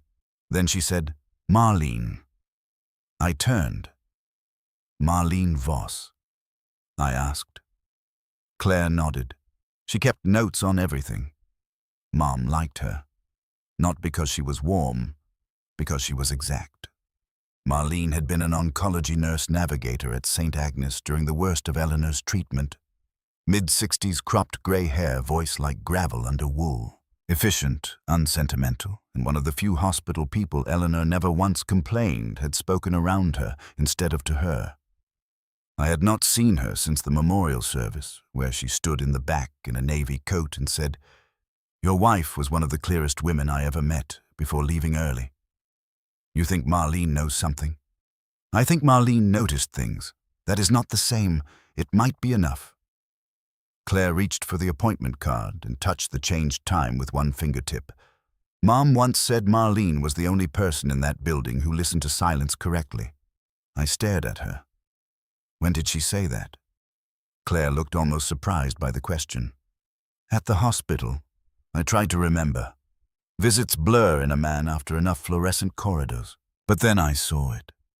Marlene standing at the foot of Eleanor's chair with a clipboard, looking not at me, but at Eleanor. While Paul, inexplicably present that day, talked in his low, explanatory voice about how exhausted she had been and how maybe some of the scheduling confusion was just too many forms at once. Marlene had said nothing for a beat too long. Then she turned to Eleanor and asked Mrs. Weller, "Do you want me to review the times directly with you?" At the time, I thought she was being competent. Maybe she had been doing something else. Claire did not stay long after that. Neither of us had the steadiness for prolonged company. At the door, she stopped and turned back once. "I'm sorry," she said. "For what?" "For knowing enough to be afraid and still not enough to be brave." I looked at my daughter in the half-light of the front hall and nearly said something false about bravery and not blaming herself. And we all do what we can. Instead, I said the only true thing available. "You were a child." She gave a small, strange smile. "Not lately." "No," I said. "But then." She nodded, eyes wet again, and left. After she was gone, I carried the clock back upstairs. I do not know why that seemed necessary before bed, only that it did. The room had gone cold. Night had settled into the corners, turning the cream walls gray. I put the clock on the nightstand without plugging it in or changing anything else. And for a moment, I simply stood there looking at the loosened wall's seam, now hidden again behind the table, hidden badly enough that only someone looking would notice, hidden almost exactly the way entire family histories can be hidden. Not well, only politely. I did not sleep much. When I did, it was shallow and full of the wrong sort of clarity. At 3 in the morning, I woke to convinced I had heard footsteps in the upstairs hall, got out of bed, and found nothing except my own pulse and the ordinary creak of old floorboards cooling. At 5:30, I gave up dressed and made coffee in a house that now felt as though it had been laid over another house, all these years, one room and one kindness and one softened sentence at a time. At 8:10, I called Marlene. She answered herself on the second ring. "Voss." "Marlene, this is Tom Weller." A pause, then a gentler tone. "Mr. Weller? Tom is fine." "Tom, then." I had meant to speak plainly. Instead, I found myself saying, "I'm sorry to call out of the blue. That usually means you have a reason." I almost thanked her for that, but did not. "Could I ask you something about Eleanor's appointments? From the last year?" "On the phone, no." Another pause. "Are you in danger?" The question was so direct it startled me. "No." "Are you asking whether your wife was confused near the end?" "No." "All right," she said. "Come by at 10 and bring whatever it is you don't want to describe." Her townhouse sat 15 minutes away in Worthington, in one of those brick developments built in the late 80s that all seemed designed by somebody who feared ornament. The morning had turned drizzly. The windshield wipers made a tired metronome across the glass, and every red light felt like an accusation that I had moved too slowly for 30 years and now resented traffic for imitating me. I brought the appointment card. I did not bring the tape. That had been a deliberate choice, though I could not have defended it cleanly. Some part of me still felt that Eleanor's voice belonged first to this house, and then, if necessary, to the people who had already failed her. Marlene opened the door before I knocked twice. She wore dark slacks and a zip front fleece and looked exactly as competent as grief had left her at the funeral.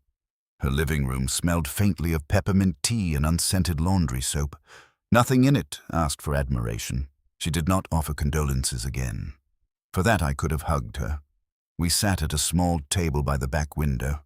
I put the appointment card between us. She studied it for perhaps 10 seconds, no more. Then she said, "That's not Eleanor's correction." "No." Marlene lifted her eyes to mine. "Whose do you think it is?" I heard Claire's voice from the night before, "Don't say names on the phone," and answered with cowardly caution. "I was hoping you might tell me if you recognize it." Marlene looked down again. Her right forefinger tapped once against the table, just once. "I've seen this hand before." Something tightened across my chest. Where? In patient liaison notes that shouldn't have contained outside scheduling adjustments. Outside meaning what? Meaning not nursing, not admin, not patient. She met my gaze, meaning a helper with too much confidence. I sat very still. Marlene did not rush me. After a moment, she stood crossed to a sideboard and brought back a zippered canvas folder. She set it down with the careful lack of drama of somebody who understands that evidence looks theatrical only to people who have not had to live near it. I kept some things she said, not official copies, notes, times, oddities. Why? Because your wife asked clear questions and got unusually muddy answers whenever that man inserted himself. She said it that way. That man, no name, no shelter of politeness either. I never liked it. My mouth had gone dry again. Why didn't you say so then? I did, she said. To Eleanor, gently. More than once. She was trying to make it through treatment with as little public upheaval as possible, and she was smarter than most frightened people. That combination can be very difficult to move. The sentence did not excuse anyone. That too was a kind of mercy. She opened the folder. Inside were lined note pages in compact, neat handwriting, dates in the upper corners, patient initials instead of names. She turned 2, 3, 4 pages, then stopped and slid one toward me. April 14th, E.W. Appointment revised to 3:10. Dr. H. present in intake area before being asked. Stated husband had agreed to abbreviated consult. Patient appeared distressed, requested direct review of timing, noted discrepancy. The words blurred slightly before settling again. Marlene said, "I remember this day." I looked up.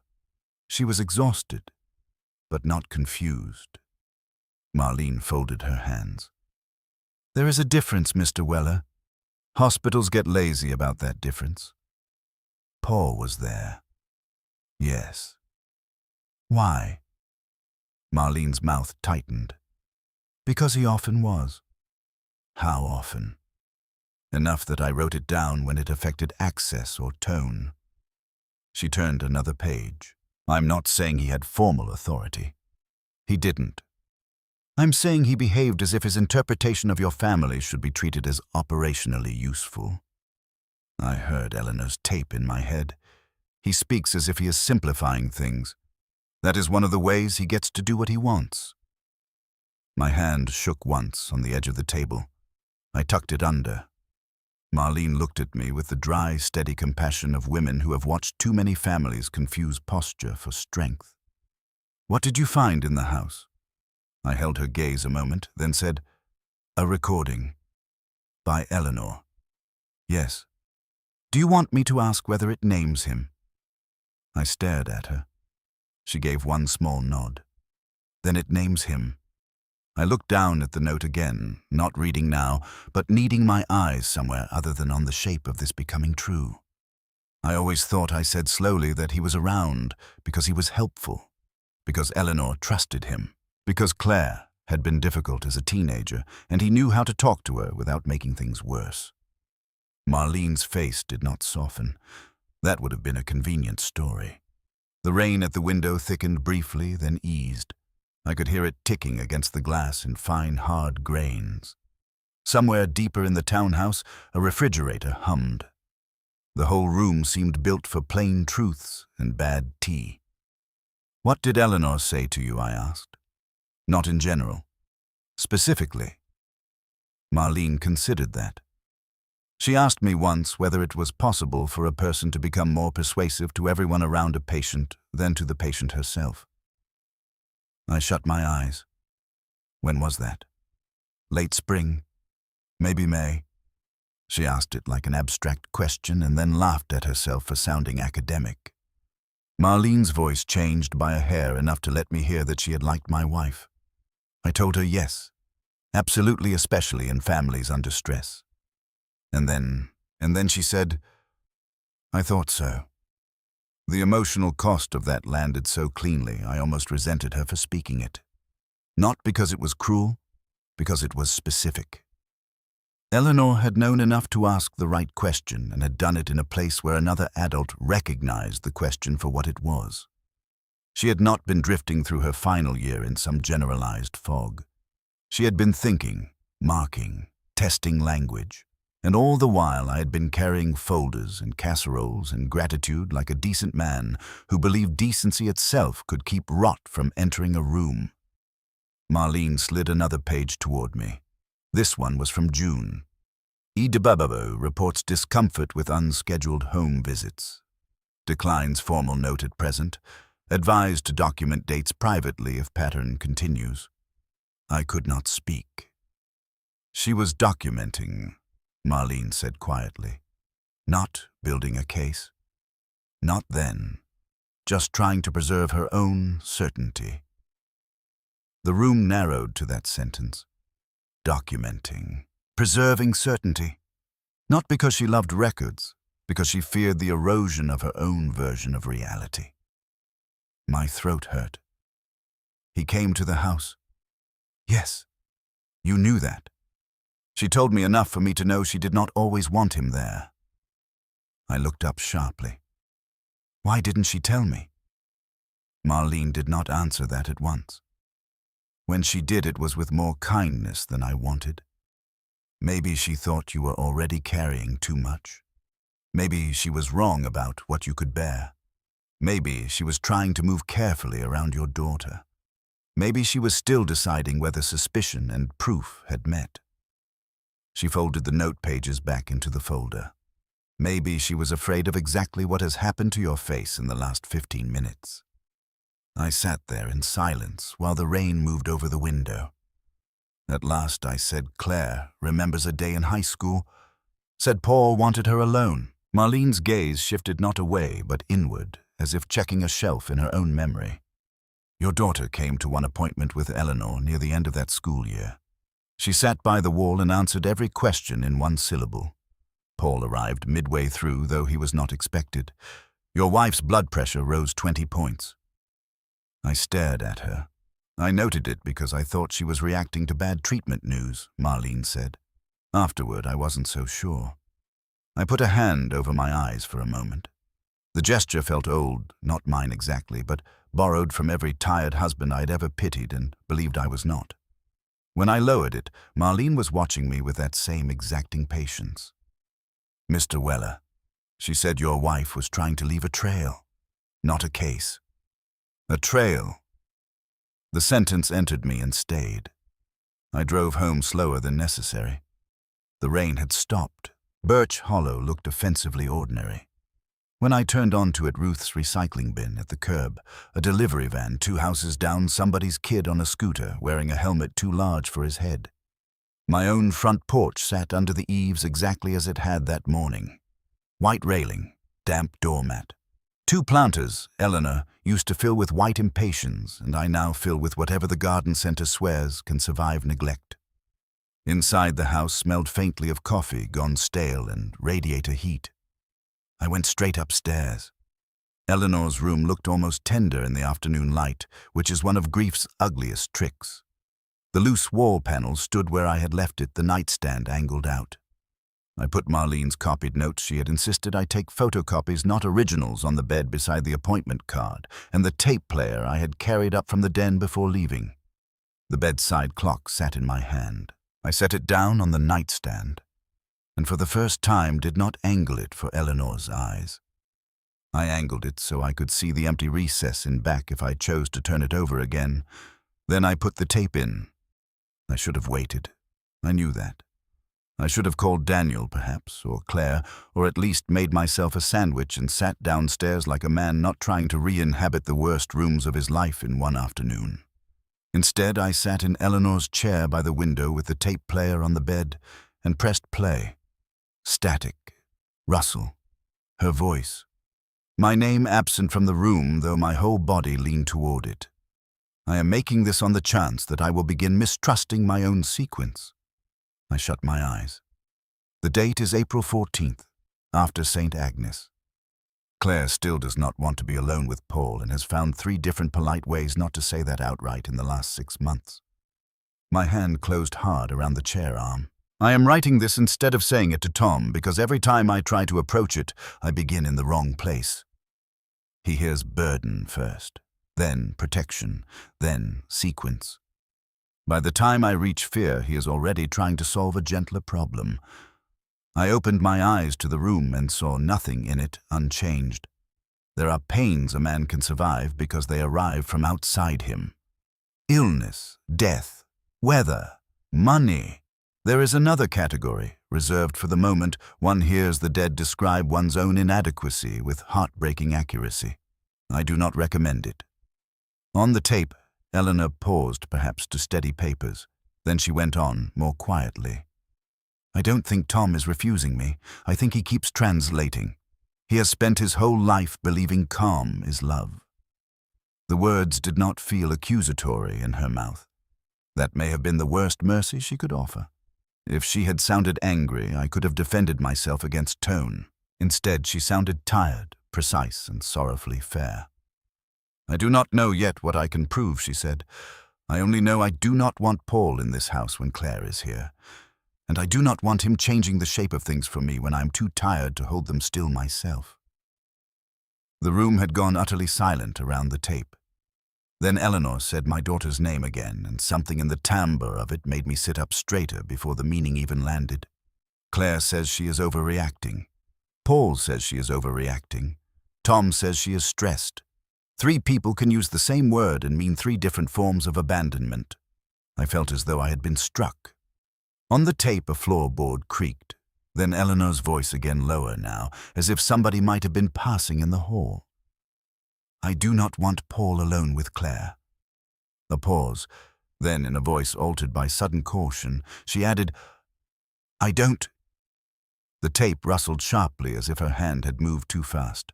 I heard him in the... It cut off there into static and the soft, relentless turning of reels. I did not breathe. Then the static swallowed the room, and I understood in one clean collapsing instant that my old belief that Paul's closeness during those years had been kindness, inconvenient sometimes. But kindness was not weakened. It was gone. It was gone. I sat in Eleanor's chair with the tape still turning its useless static into the room, and the only thought I could form clearly enough to keep was that I had spent years mistaking my own restraint for decency. Not always. Not in every part of life, but here where it had mattered most, where my daughter had been looking at me from a doorway, and my wife had been searching for language I would not translate into a softer problem. Yes, here I had done exactly that. The tape clicked to its end. I did not move to stop it at first. I let the machine spin in its small, defeated way, because some part of me felt I deserved the sound. Outside the bedroom window, the maple branches moved once against a blank March sky and settled again. The room had darkened without my noticing.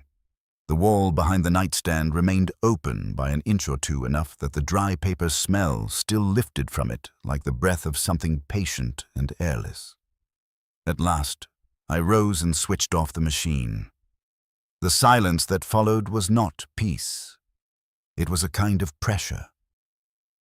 I stood there in Eleanor's room and looked at the bed, the clock, the loosened wall panel, the chair where I had just heard my wife say 3 people can use the same word and mean 3 different forms of abandonment. She had not sounded theatrical. She had not sounded confused. She had sounded like Eleanor on a Tuesday when she was tired but still more precise than the rest of us. That steadiness condemned me more efficiently than anger ever could have. I crossed to the bed and set the tape player down. My legs felt oddly separate from the rest of me, as if I were walking on behalf of a man who had not quite arrived yet. I looked at the panel in the wall, then I opened it all the way. The second section yielded more easily now that the old screws were out. The board came inward with a powdery scrape and released a deeper smell of stale cardboard dust and something faintly chemical from old tape cases. Behind it was not a hollow cavity stuffed to its limits, no melodramatic cache waiting to spill into my lap. It was worse than that. It was organized, not neatly in any grand sense. Eleanor had not built a secret archive like a spy in a paperback. Things were nested where they would fit, tucked into the long, shallow space between studs and plaster in layers that made domestic, rather than criminal sense. A pair of small cloth bundles tied with ribbon from some old blouse. 3 cassette cases stacked on their sides. An accordion file bent slightly at one edge. A legal pad folded back on itself. A thin manila envelope. A packet of what looked like fabric swatches held with a rusting pin. None of it dramatic. None of it accidental either. I felt my skin go cold all over again. I reached in carefully and removed the nearest cloth bundle. Inside were appointment reminder cards, held together with a rubber band gone brittle. The second bundle held smaller items. Church bulletin slips, a pharmacy leaflet, 2 folded note pages in Eleanor's hand, and Claire's old St. Agnes Academy student ID on its broken lanyard. The sight of that stopped me harder than any of the rest. Claire, at 17, in the blue blazer and plaid skirt she hated. Claire rolling her eyes because the photographer made everyone stand against that ugly, mottled grey backdrop. Claire coming home from school some afternoons and dropping her bag in the den with far more force than the weight required. Claire saying she had a headache. Claire asking whether she had to go. Claire making herself smaller in rooms where I thought she was merely being difficult. I sat on the bed because the room had begun to feel slightly unreal around the edges. No, not unreal. Worse. Entirely real, but arranged for someone else's understanding until now. The manila envelope came next. It had no writing on the front. Inside were photocopied pages old enough that the toner had browned at the margins. I drew them out and stared. St. Luke's Family Guidance Intake Summary. Claire Mercer, age 17. The date hit first, then the body of the text below. Concerns presented as heightened stress response, oppositional reframing of supportive adult intervention, reluctance toward one-on-one trust-building sessions. Recommendation: continue structured contact with known adult mentor to reduce interpretive distortions. I read it twice before my mind accepted what my eyes were seeing. Known. Adult mentor. My hand tightened on the page so hard it creased. The language was wrong, clinical in a way designed to sound objective and to flatten meaning while appearing to preserve it. Claire had said Paul was good at wording things until they became safer for everyone except the person inside them. Here it was printed and copied and hidden in the wall by my wife because she must have understood at some point that the phrasing itself had become part of the harm. Oppositional reframing, interpretive distortions. I looked at the date again and remembered with the merciless clarity that only comes after evidence the evening Daniel called from Cleveland to say he thought Claire might benefit from sticking with someone the family already trusts. He had meant efficiency, stability. He was 26 and law school had not yet taught him that language can be used like upholstery over a bruise. I had agreed. Eleanor had gone quiet. We were in the den. Paul was sitting in the chair by the front hall, one ankle over his knee, silver pen in his hand, nodding as though the room had come to a sensible decision on its own. The memory changed shape so fast in me that I almost stood up to escape it. Instead, I forced myself to keep reading. Attached to the copied intake summary was a yellow memo slip from church stationery. In Eleanor's hand, phrasing repeated later by Paul to Tom, supportive adult intervention, interpretive distortions. He is feeding the language before it becomes record. I closed my eyes. That was the point at which pain sharpened into something more useful, not less painful, more exact. Eleanor had not only been frightened, she had been mapping a pattern. The deeper betrayal was not one event, not one misunderstood afternoon, not one man overstepping where he should not. It was a family structure in which his version of events entered rooms before the truth could. He was not simply trusted, he was translated into necessity. I opened my eyes and looked around the room. The chair by the window, the robe on the hook, the clock on the nightstand, the familiar details now felt less like memorial objects and more like witnesses I had mistaken for decor. I carried everything downstairs. The dining room table became the only possible place for it. The kitchen was too intimate, too much the site of old routine. The den was contaminated now by memory of Paul's presence, his chair, his mild summaries, the way he had always sat with his back partly to the hallway, as if guarding and surveying at once. The dining room, by contrast, was made for facts, whether they arrived as tax returns, report cards, or Thanksgiving seating diagrams. Eleanor used to say the room behaved better when paper was spread on it, because paper gave people something honest to look at. I laid the materials out in rows under the chandelier while the daylight thinned outside. Appointment cards on the left, church slips and copied records in the middle, tapes on the right, loose notes nearest my seat. The old bedside clock I set at the head of the table without thinking, and only after it was there did I realize I had placed it like a presiding thing. By the time I had arranged the first layer, I knew I could not do the rest alone. I called Daniel. He answered on speaker voice full of street noise. "Hey, Dad, where are you?" A short pause. "On my way out of court." "Why?" "I need you here." Something in my tone must have reached him because the noise on his end quieted at once. "Is it you or the house?" "That is not as separate a question as it used to be."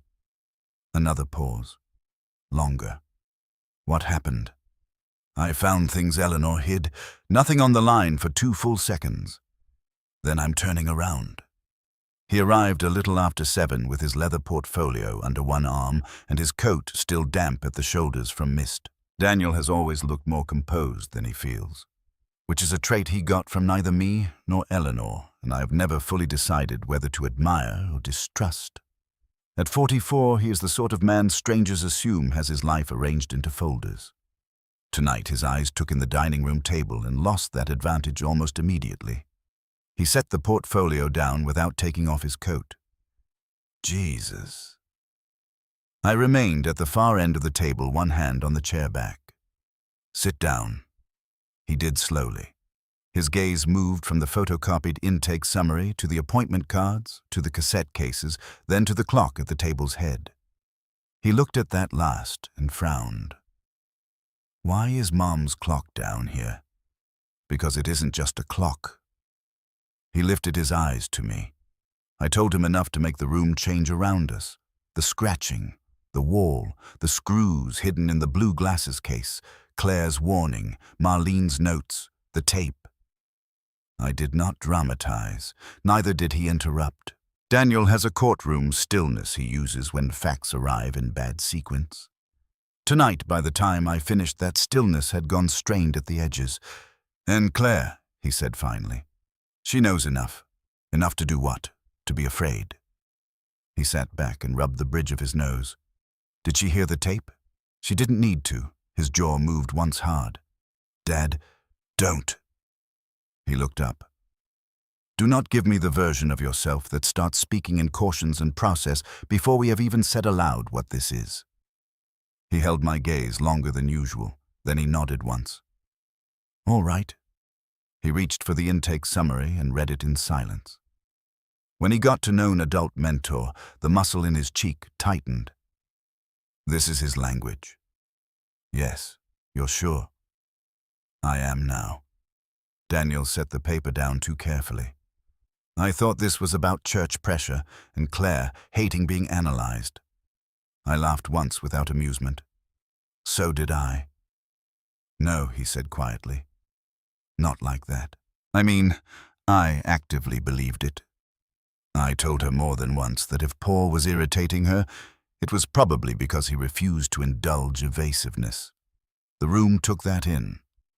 I had known something of this from Claire's face when she mentioned him the night before, but hearing Daniel say it aloud made the betrayal widen in exactly the way I had dreaded.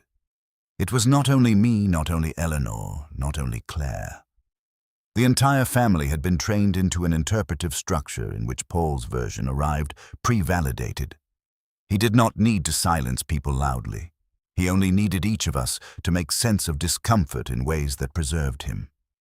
Daniel looked across the table at me, and for the first time since he was 14 and had backed my Oldsmobile into the mailbox, looked honestly ashamed. I told her not to stir up memory if she couldn't name specifics. The sentence landed so hard I had to look away. After a moment, I said, "That sounds like you." He accepted that without argument. Yes, we worked for an hour in the close, grim way families do when they have finally given up pretending logistics are separate from feeling.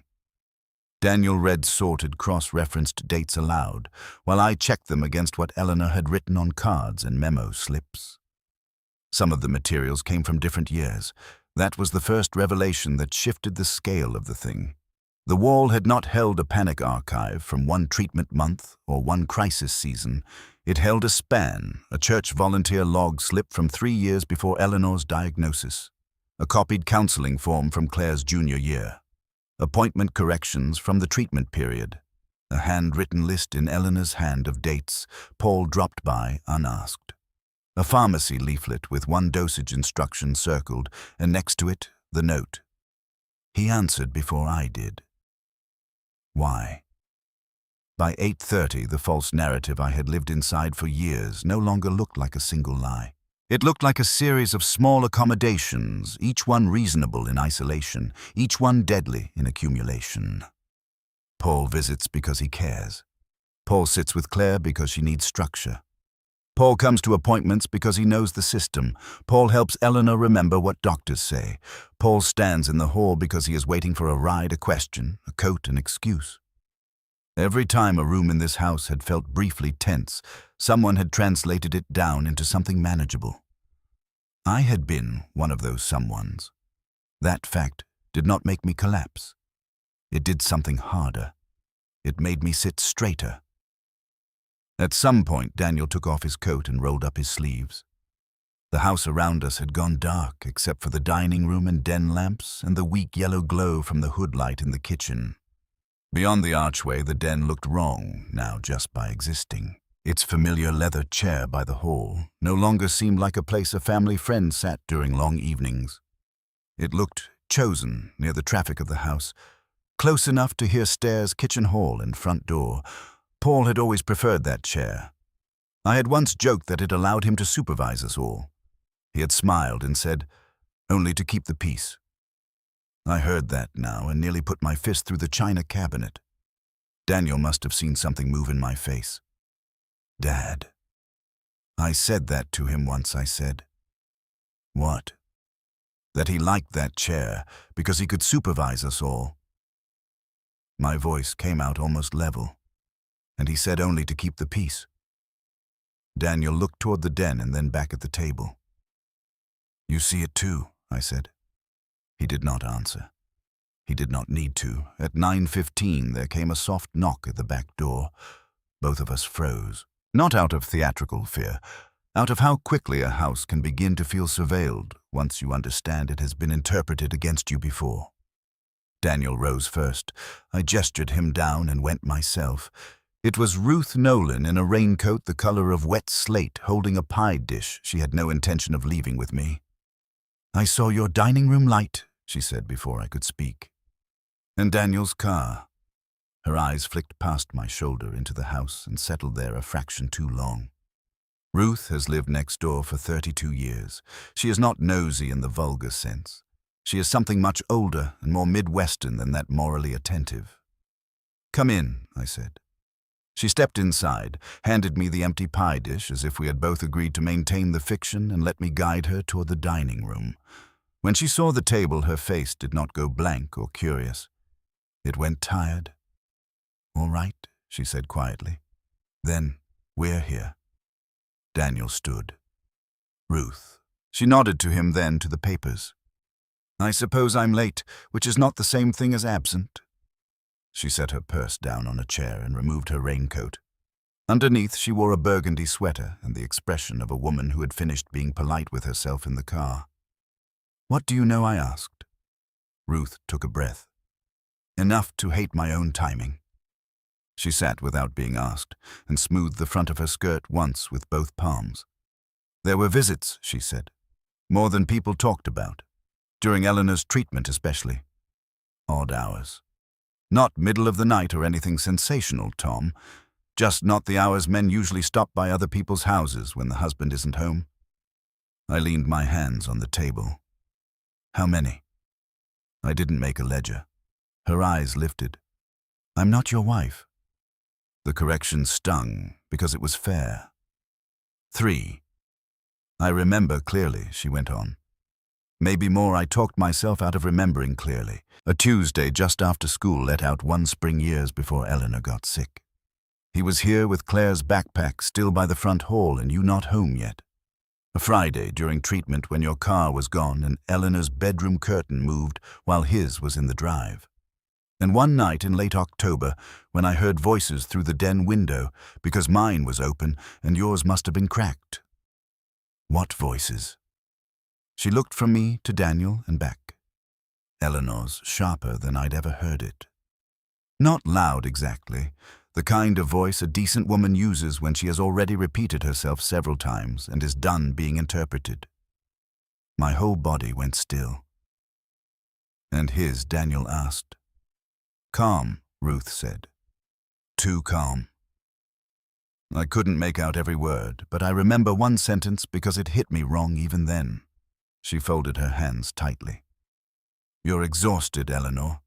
Don't turn vigilance into theater. The room seemed to contract around that quotation. I knew that phrasing. Not those exact words, but the machinery of them. Take fear. Rename it performance. Take alertness. Rename it excess. Take a woman's certainty.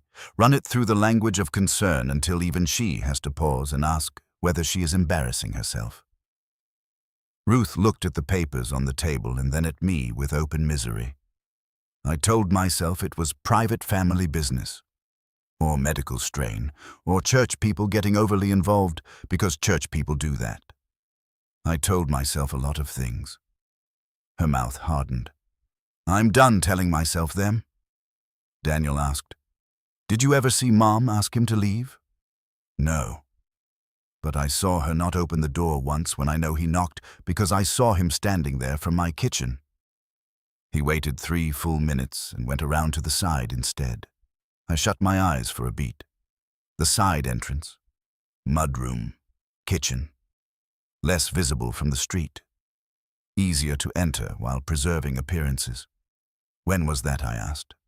Ruth named a month. Eleanor's second treatment, winter. I had been in Columbus overnight at an educational conference I nearly declined, and only attended because Eleanor insisted I should have at least one day of life not shaped around infusion times. Paul had called that evening to say he'd checked in on things while I was gone. I had thanked him. The memory broke apart in me with audible force. I heard the breath leave my own body. Ruth's voice gentled, though not by much. Tom. I lifted a hand to stop anything softer than truth from entering the room. The pie dish still sat on the sideboard where I had put it. The house creaked once overhead. The clock on the dining table ticked faintly between the papers. Then Ruth reached into her purse and withdrew a folded sheet. I didn't know whether to bring this, she said. Then I thought perhaps that is how decent people stay useful too late. She slid it toward me. Church volunteer calendar copy.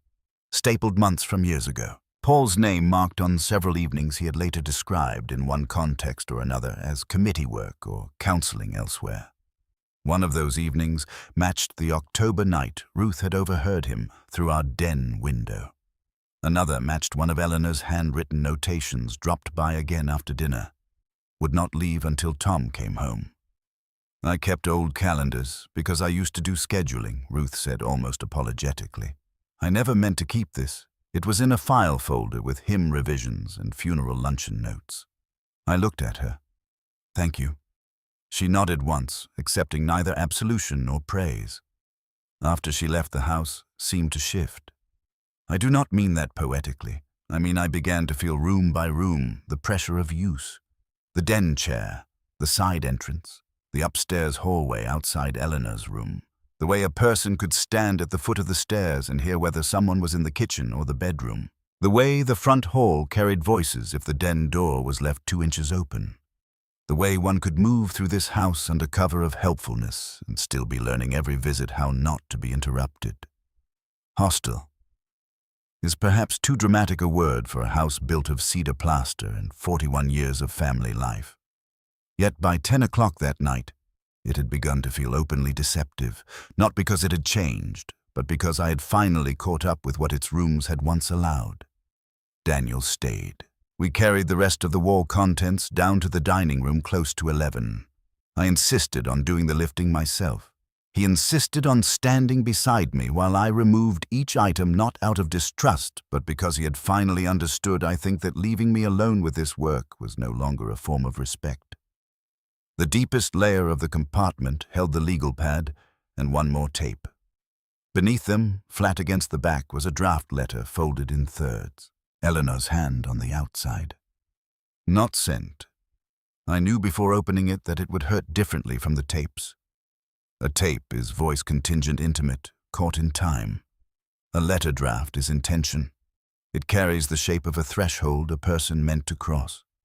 I unfolded it, standing up in the bedroom because I could not wait. To the Elder Board of St. Luke's Community Church, I am writing to put in plain terms a concern I have tried too long to handle privately out of fatigue, embarrassment, and misplaced hope that clarity would arrive without consequence. It has not. The rest blurred on first reading because my eyes filled. I lowered the page, breathed, and read again. She did not accuse in grand language. She did not call for ruin. She wrote as Eleanor wrote grocery lists and condolence notes and parent-teacher emails, exact, morally serious, unwilling to exaggerate. She stated that Dr. Paul Hensley had inserted himself into family decisions and private treatment interactions in ways she had not consented to. She wrote that her daughter had expressed discomfort years earlier and that she regretted not understanding soon enough what kind of discomfort it was. She wrote that illness had reduced her energy but sharpened her attention and that she no longer trusted private correction to solve a public misuse of trust. The draft ended halfway through a sentence.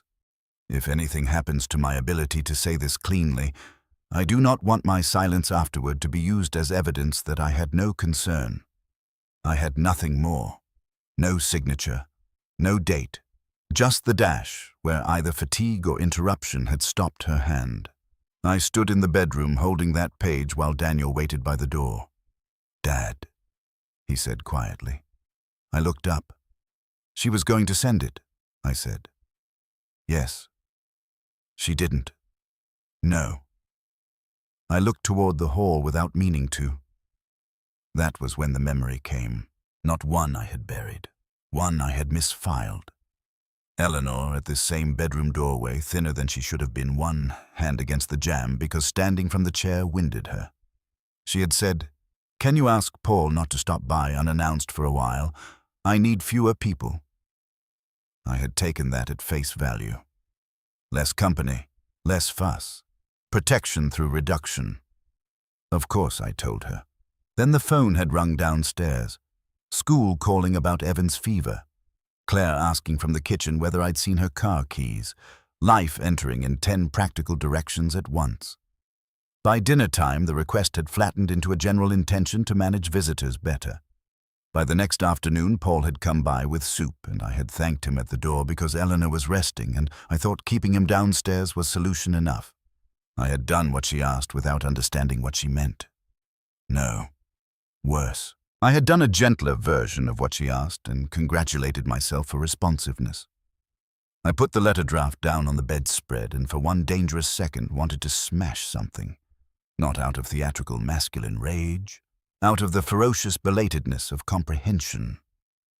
Daniel saw it happen and stepped closer, not to restrain me, but to stay present if I split along whatever seam had finally given way. Instead, I bent, picked up the old bedside clock from where I had carried it back upstairs with the other items and turned it over in my hands. Its missing back panel, the shallow recess that had once hidden spare screws, the slight off-balance way it stood when not positioned exactly right. And then another memory arrived, smaller and somehow worse because of that. Paul in this room, one evening after treatment, setting down a mug of tea on the nightstand, while Eleanor was in the bathroom. He had picked up the clock with his free hand and moved it forward slightly. I remember because I joked, "Don't redecorate my house." Paul and he smiled and said, "Only making room. Only making room." I had laughed. Now the phrase struck me with such force that I felt briefly sick. He had known the clock, its position, its use.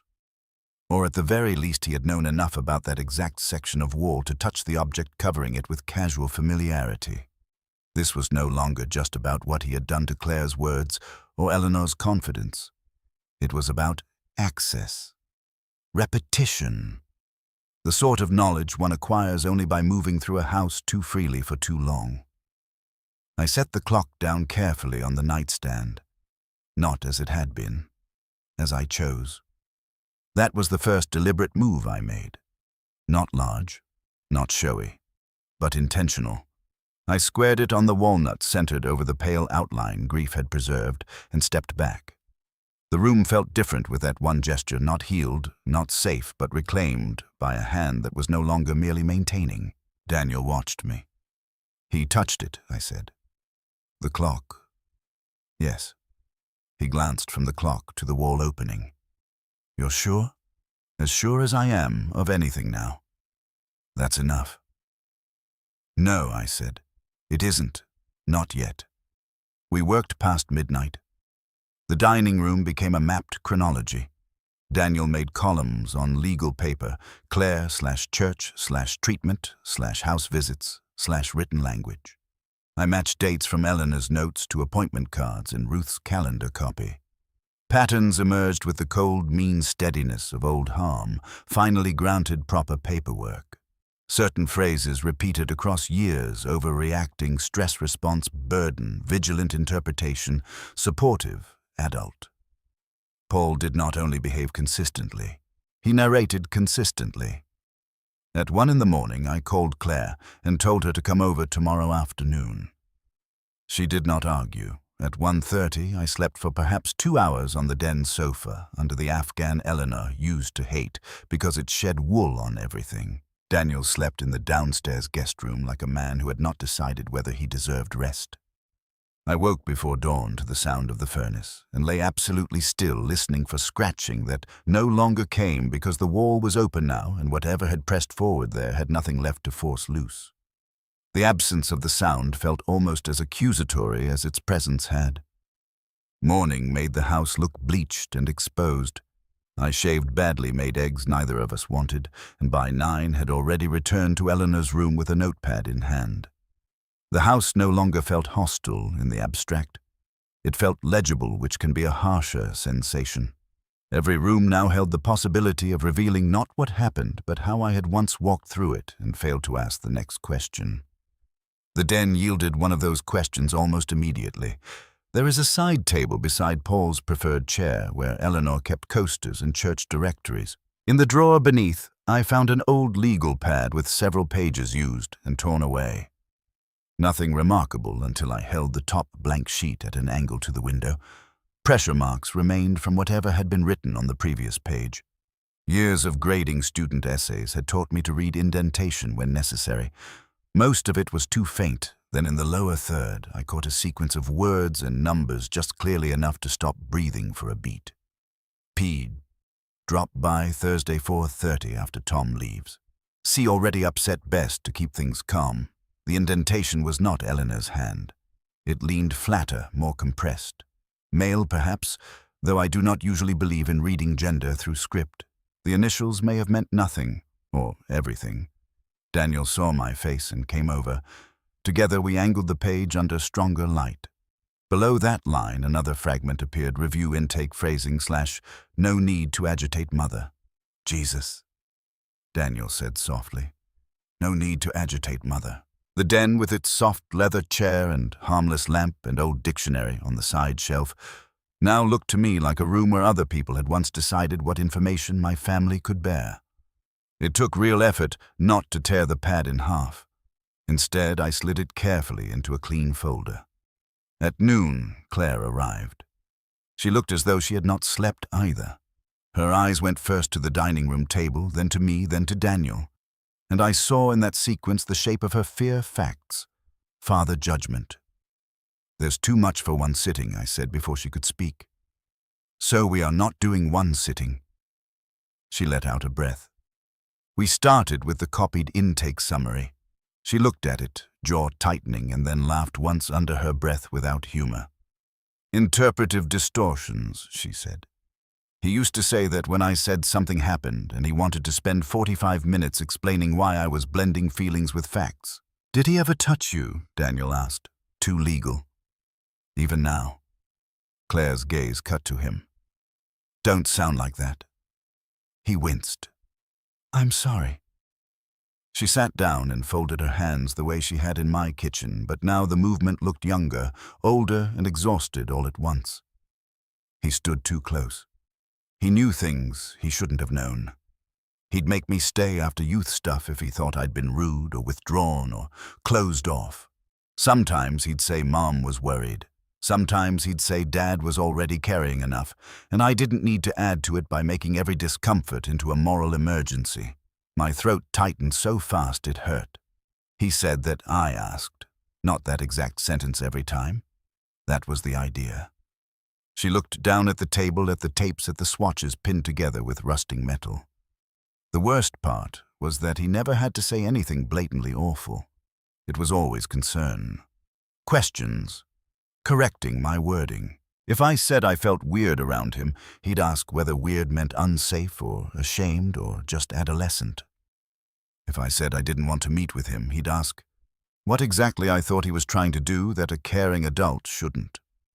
You spend enough time under that kind of language, and you start editing yourself before you even begin. The room went very still. Claire touched one of Eleanor's memo slips, not reading it, just touching the edge. Mom started asking me weirdly specific questions junior year. Whether I liked car rides with him, whether I preferred doors open or closed when adults talked to me, whether he ever used my being emotional as proof I was misunderstanding something. She swallowed. At the time, I thought she was trying to help without making me say ugly words out loud. She was, I said. Claire nodded once.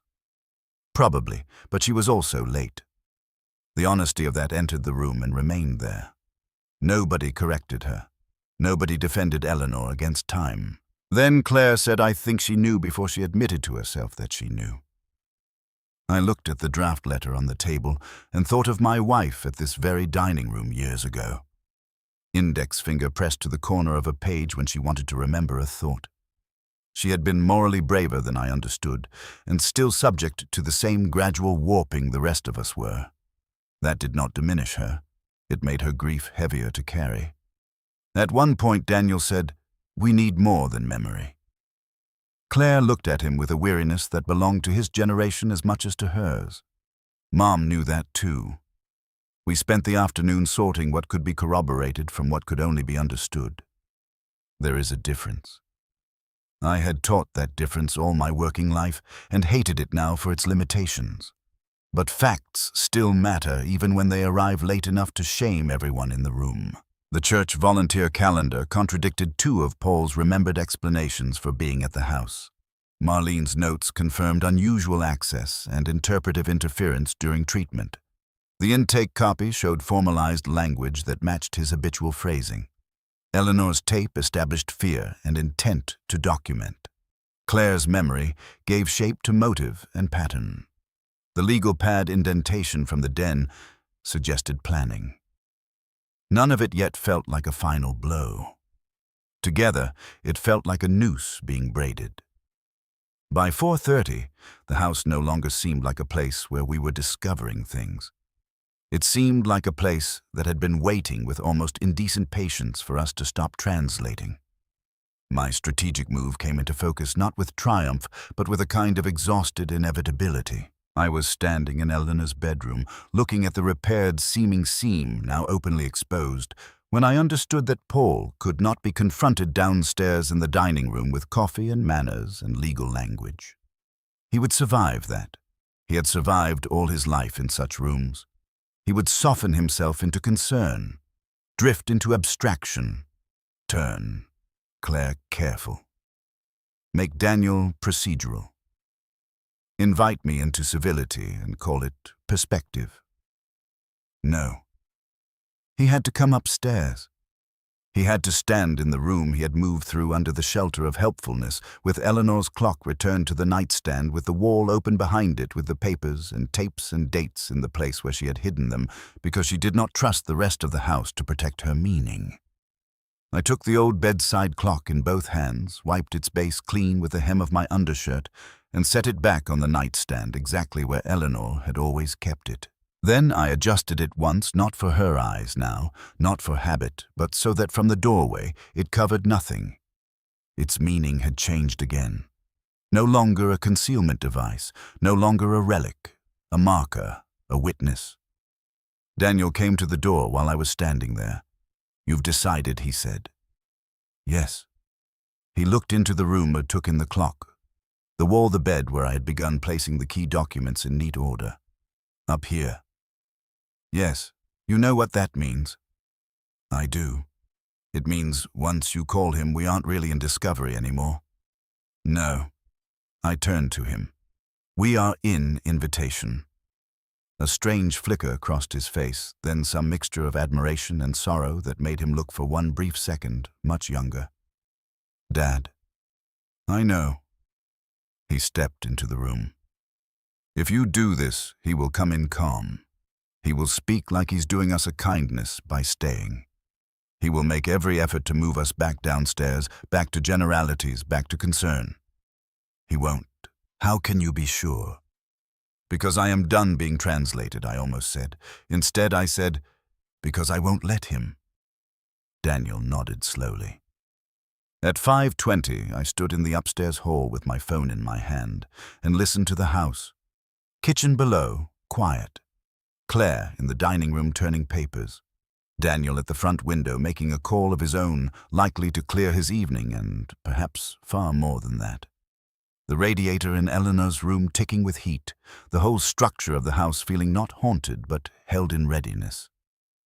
I thought once very briefly of waiting until tomorrow, sleeping, gathering one more note, one more witness, one more layer of insulation against the thing I was about to do.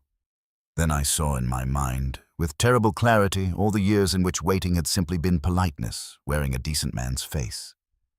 I dialed Paul. He answered on the second ring, warm as ever. "Tom." No tremor, no surprise. Just the old, practiced ease of a man receiving a call from a family he believes he can still narrate. "Paul," I said, "how are you holding up?" There it was already. Me as condition, me as gently monitored weather pattern. "I think it's time we talked," I said. "A beat." "Of course. At the house. Tonight." "Yes." He exhaled softly, as if accommodating me in some vulnerable impulse. "All right." "Is Claire there?" "Yes." Another pause, almost too brief to name. "Would it help if I came by with dinner? We don't need to make an ordeal of whatever this is." "Whatever this is." My hand tightened around the phone. "No." "All right." I could hear him adjusting, recalculating tone. "Then I can be there in 20 minutes. I looked into Eleanor's room. The clock on the nightstand, the opened wall, the bedspread smoothed flat, the fading light at the window turning the cream walls grey-blue. I felt suddenly, and with surprising steadiness, that the house was no longer against me. It had become a witness stand. "Paul," I said. "Yes, I think it's time we talked upstairs." For one brief second after I said it, the line went entirely still. Not silent in the absolute sense. I could hear the faint hiss of connection, the tiny household murmur from wherever Paul was standing. But the ease went out of him. I did not know until that moment how much of his calm I had accepted all these years as natural temperament rather than tactic. When it faltered even slightly, the absence had a shape. Then he said very evenly, "All right." We hung up. I stood in the upstairs hall with the phone in my hand and listened to my own pulse. Below me, Claire moved in the dining room, a chair leg scraping once over hardwood. Daniel crossed the front hall and shut the den door with deliberate softness. The house did not creak. The furnace did not come on. For the first time in weeks, or perhaps years, it felt as though every room had stopped pretending not to hear. I went back into Eleanor's bedroom. The room had shifted yet again.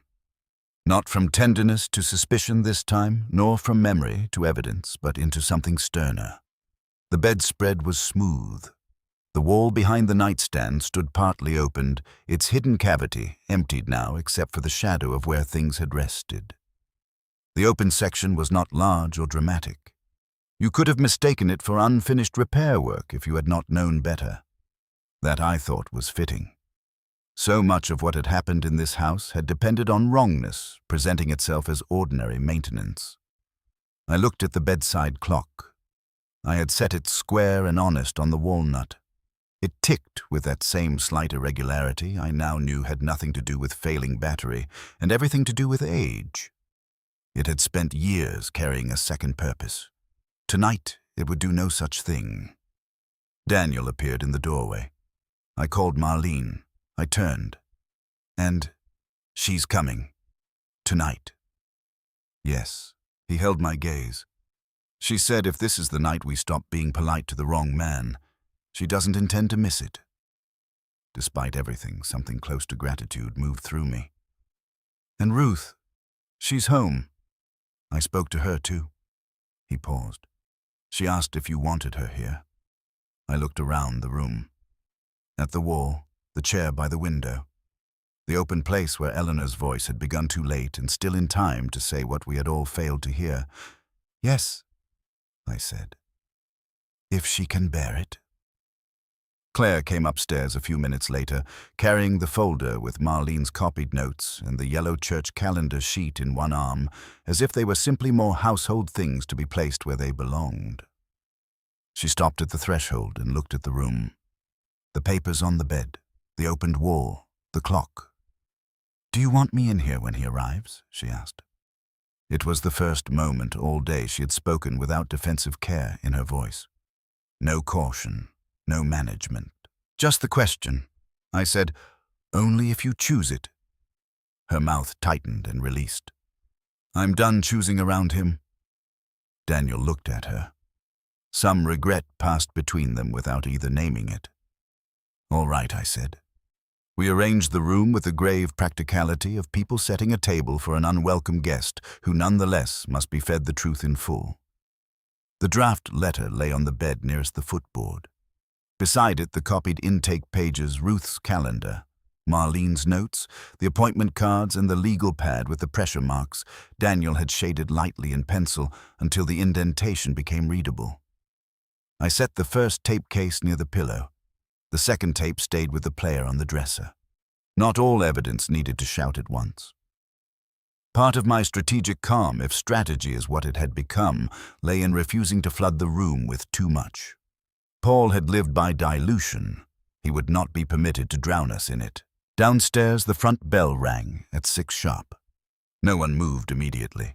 It struck me then that for years Paul had entered this house by habit, often without ceremony, sometimes through the side door, sometimes with a knock that was more declaration than request. Tonight, he rang the bell. Good, I thought. Let him wait on the threshold, like any other man. Daniel went down first. I followed as far as the landing and stopped where I could see the front hall below. Paul stood just inside the door, coat buttoned against the damp evening silver pen, still clipped in the breast pocket of his dark wool jacket, as if he had come from church committee work or one of those other respectable errands by which he had always embroidered himself. He looked older than he had a week ago, or perhaps I had simply stopped seeing him through the haze of inherited trust. His hair had thinned at the temples. The flesh beneath his eyes held more gray. He carried no dinner. No folder, empty hands. Thoughtful, I suppose, not to look over-prepared. Daniel, he said, I didn't realize you were in town. Daniel did not step aside the way he once would have. Come in. Paul entered, removed his coat with care, and handed it over with the old, seamless assumption that a younger man would take it. Daniel hung it on the hall tree without comment. Paul's gaze moved past him, found me on the landing and paused there. Not long. Just enough. Tom, he said. Upstairs, I answered.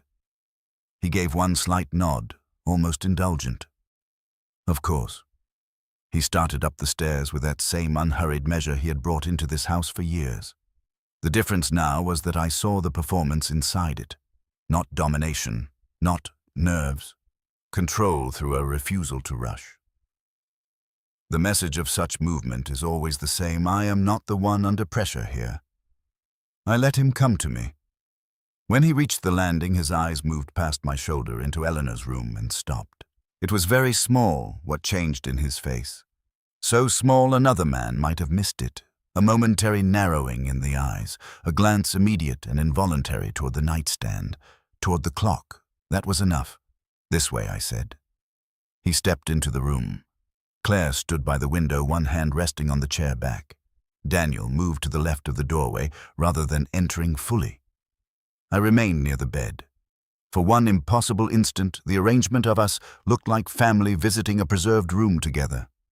Then Paul saw the papers spread across the bedspread, the tape recorder on the dresser, and the open seam in the wall beyond the nightstand, and the old shape of the room broke for all of us at once. He did not start. He did not demand. He did something much more telling. He lowered his gaze to the bed and said in the same tone he had once used to discuss hospice pamphlets and school stress and church benevolence allocations, "I think we should all sit down before anybody gets overtired." Claire made a sound under her breath so sharp it was almost a laugh. "No," I said. Paul looked at me. "Tom, no one is getting overtired. No one is confused. No one is overreacting. We are not beginning there." A beat passed. Then he gave the small grave nod of a man indulging distress he has already decided to classify later. "All right," I said. "You knew about the clock."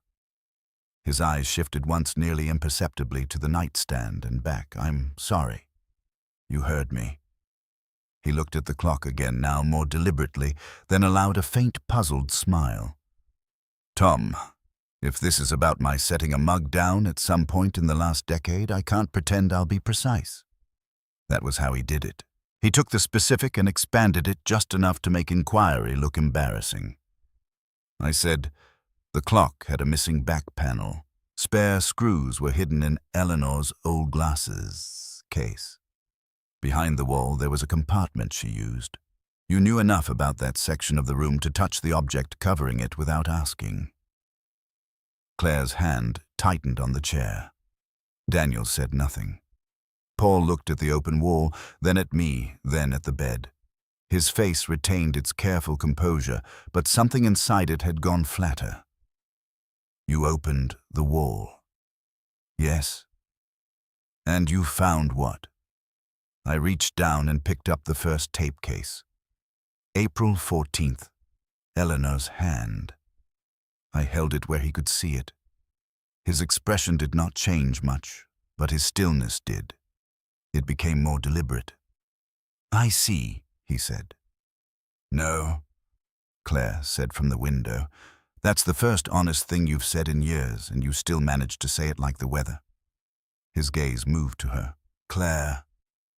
"Not sure what version of the past." "No," I said. He looked back at me. "You will not tell her what version of anything she's in. Not in this room." For the first time, something closer to annoyance than concern passed across his face. It was gone in an instant, but I saw it. So did Daniel. Paul folded his hands loosely in front of him. "Then tell me what you believe is happening here." I might once have answered that by assembling myself carefully, offering chronology, inviting collaborative interpretation. That would have been the old mistake, wearing fresh clothes. Instead, I said, "What is happening here is that my wife used this room to preserve what she could no longer trust your language to leave intact." Silence. His head tilted a fraction. "That's a serious charge." "Yes." "And based on what?" "A few notes. A patient under immense strain. Your daughter's teenage discomfort with authority." He turned one palm upward in a gesture so mild it made my teeth ache. "Tom, grief can make sequence feel more certain than it was." There it was. Not loud, not vulgar. The machinery itself polished and familiar. I stepped toward the bed and picked up the copied intake page. Oppositional reframing of supportive adult intervention, I read. Reluctance toward one-on-one trust-building sessions. Continue structured contact with known adult mentor to reduce interpretive distortions. I looked up. Your language. Paul's eyes dropped to the page. That appears to be a counseling summary. It is a copy Eleanor hid in the wall. That doesn't make it more accurate. Claire said no. Just harder for you to revise. He turned to her with a sigh that might once have passed for patience. Claire, I know this is painful. She took one step away from the window. You know nothing about what this is. I know you had a difficult adolescence. I know your mother worried constantly. I know your father was trying to keep the family afloat while you kept deciding what everything meant, I said. He went still again. I picked up the appointment card. April 14th. Appointment moved from 2:40 to 3:10. Eleanor's tape says you changed it and told the nurse I had agreed. Marlene Voss has notes confirming that you inserted yourself into scheduling and consult access without standing. Ruth Nolan has a church calendar showing you were here at times you later described as committee obligations. The intake copy contains phrases Eleanor wrote down because she heard you feed them into the record. The legal pad from the den contains this. I lifted the page Daniel had shaded from the indentations and read, Drop by Thursday 4:30 after Tom leaves. See already upset best to keep things calm. Review intake phrasing. No need to agitate mother. Paul's face did not collapse. That was not his kind of man. What changed was subtler and uglier. The human warmth retreated. In its place came an administrative chill I had not known was always there. Are you finished? He asked. Not close. He nodded once. Then let me save us some time. Eleanor was ill. Very ill. Claire was volatile and often self-contradictory. You were overextended and, if I may say it, not always positioned to distinguish between exhaustion and emergency. I did what I could to stabilize a family in distress. There was the mask fully visible at last. Not madness, not ranting, something far more frightening because it had lived so easily among us, contempt dressed as stewardship. I said, You do hear yourself. I hear a man who helped when others could not. The calmness of that nearly made the room ring. Claire spoke before I could. You made me doubt the difference between being ashamed and being unsafe. Paul looked at her the way one might look at a former student producing bad logic. You were a frightened teenager. Yes, she said, and you were the adult. He drew a breath as if weary of repetition. Claire, I never harmed you. She stared at him, then said, You taught everyone in this house to mistrust the first shape of my fear. No one moved. Daniel stepped farther into the room than closing the distance from doorway to witness with the kind of controlled precision I had seen in him only at funerals and in hospital rooms. That sentence, he said, is going to matter more than you seem to understand. Paul turned. Daniel, I used to think you were exact, Daniel said. I now think you were exact only where it preserved you. Paul's gaze sharpened. Careful. No, I said. You be careful. The words came out low, but they altered the air in the room. I felt it. Claire did too. Even Paul registered it, though only in the tightening of one hand against the other. I reached for the draft letter. This is what Eleanor did before she died, I said. She wrote to the elder board because private handling had failed. She wrote that you had inserted yourself into family decisions and treatment interactions without consent. She wrote that Claire had expressed discomfort years earlier, and that she regretted not understanding soon enough what kind. She wrote that illness had reduced her energy but sharpened her attention. She wrote that she no longer trusted private correction to solve a public misuse of trust. Paul's voice cut in, still quiet. Did she send it? No. Then perhaps even Eleanor, in her better judgment, realized what you are refusing to. Concern and interpretation are not crimes. I looked at him, and then finally the thing Eleanor had needed from me years ago arrived in full. Not volume, not violence, not even anger in its rawest form. Clarity without accommodation. I said, "You have spent years surviving on the difference between what can be charged and what must be named. I am not interested in helping you there anymore." The room went silent around the sentence. Paul did not answer at once. I watched him understand in real time that the old path through me had closed. Marlene arrived then. The doorbell did not ring. Daniel had told her to come straight up, and a moment later her practical tread sounded in the hall. She entered without apology, carrying a manila folder under one arm, looked once at Paul, once at the bed, and said, "Good. We can stop pretending any of this was confusion." Paul's face altered by a degree. "Marlene, Dr. Hensley." She took the chair by the window Claire had vacated and set her folder in her lap. "I kept notes," she said to the room at large, though her eyes stayed on Paul. "Not formal records. My own. Times. Interference. Instances in which a family friend presented himself as interpreter-scheduler or access point without clinical standing. I advised Eleanor to document privately if the pattern continued. She did. Paul gave a very slight smile. "You're making a great deal out of ordinary involvement." Marlene's expression did not change. "No. I'm making a record out of repeated boundary violations dressed up as concern. There's a difference."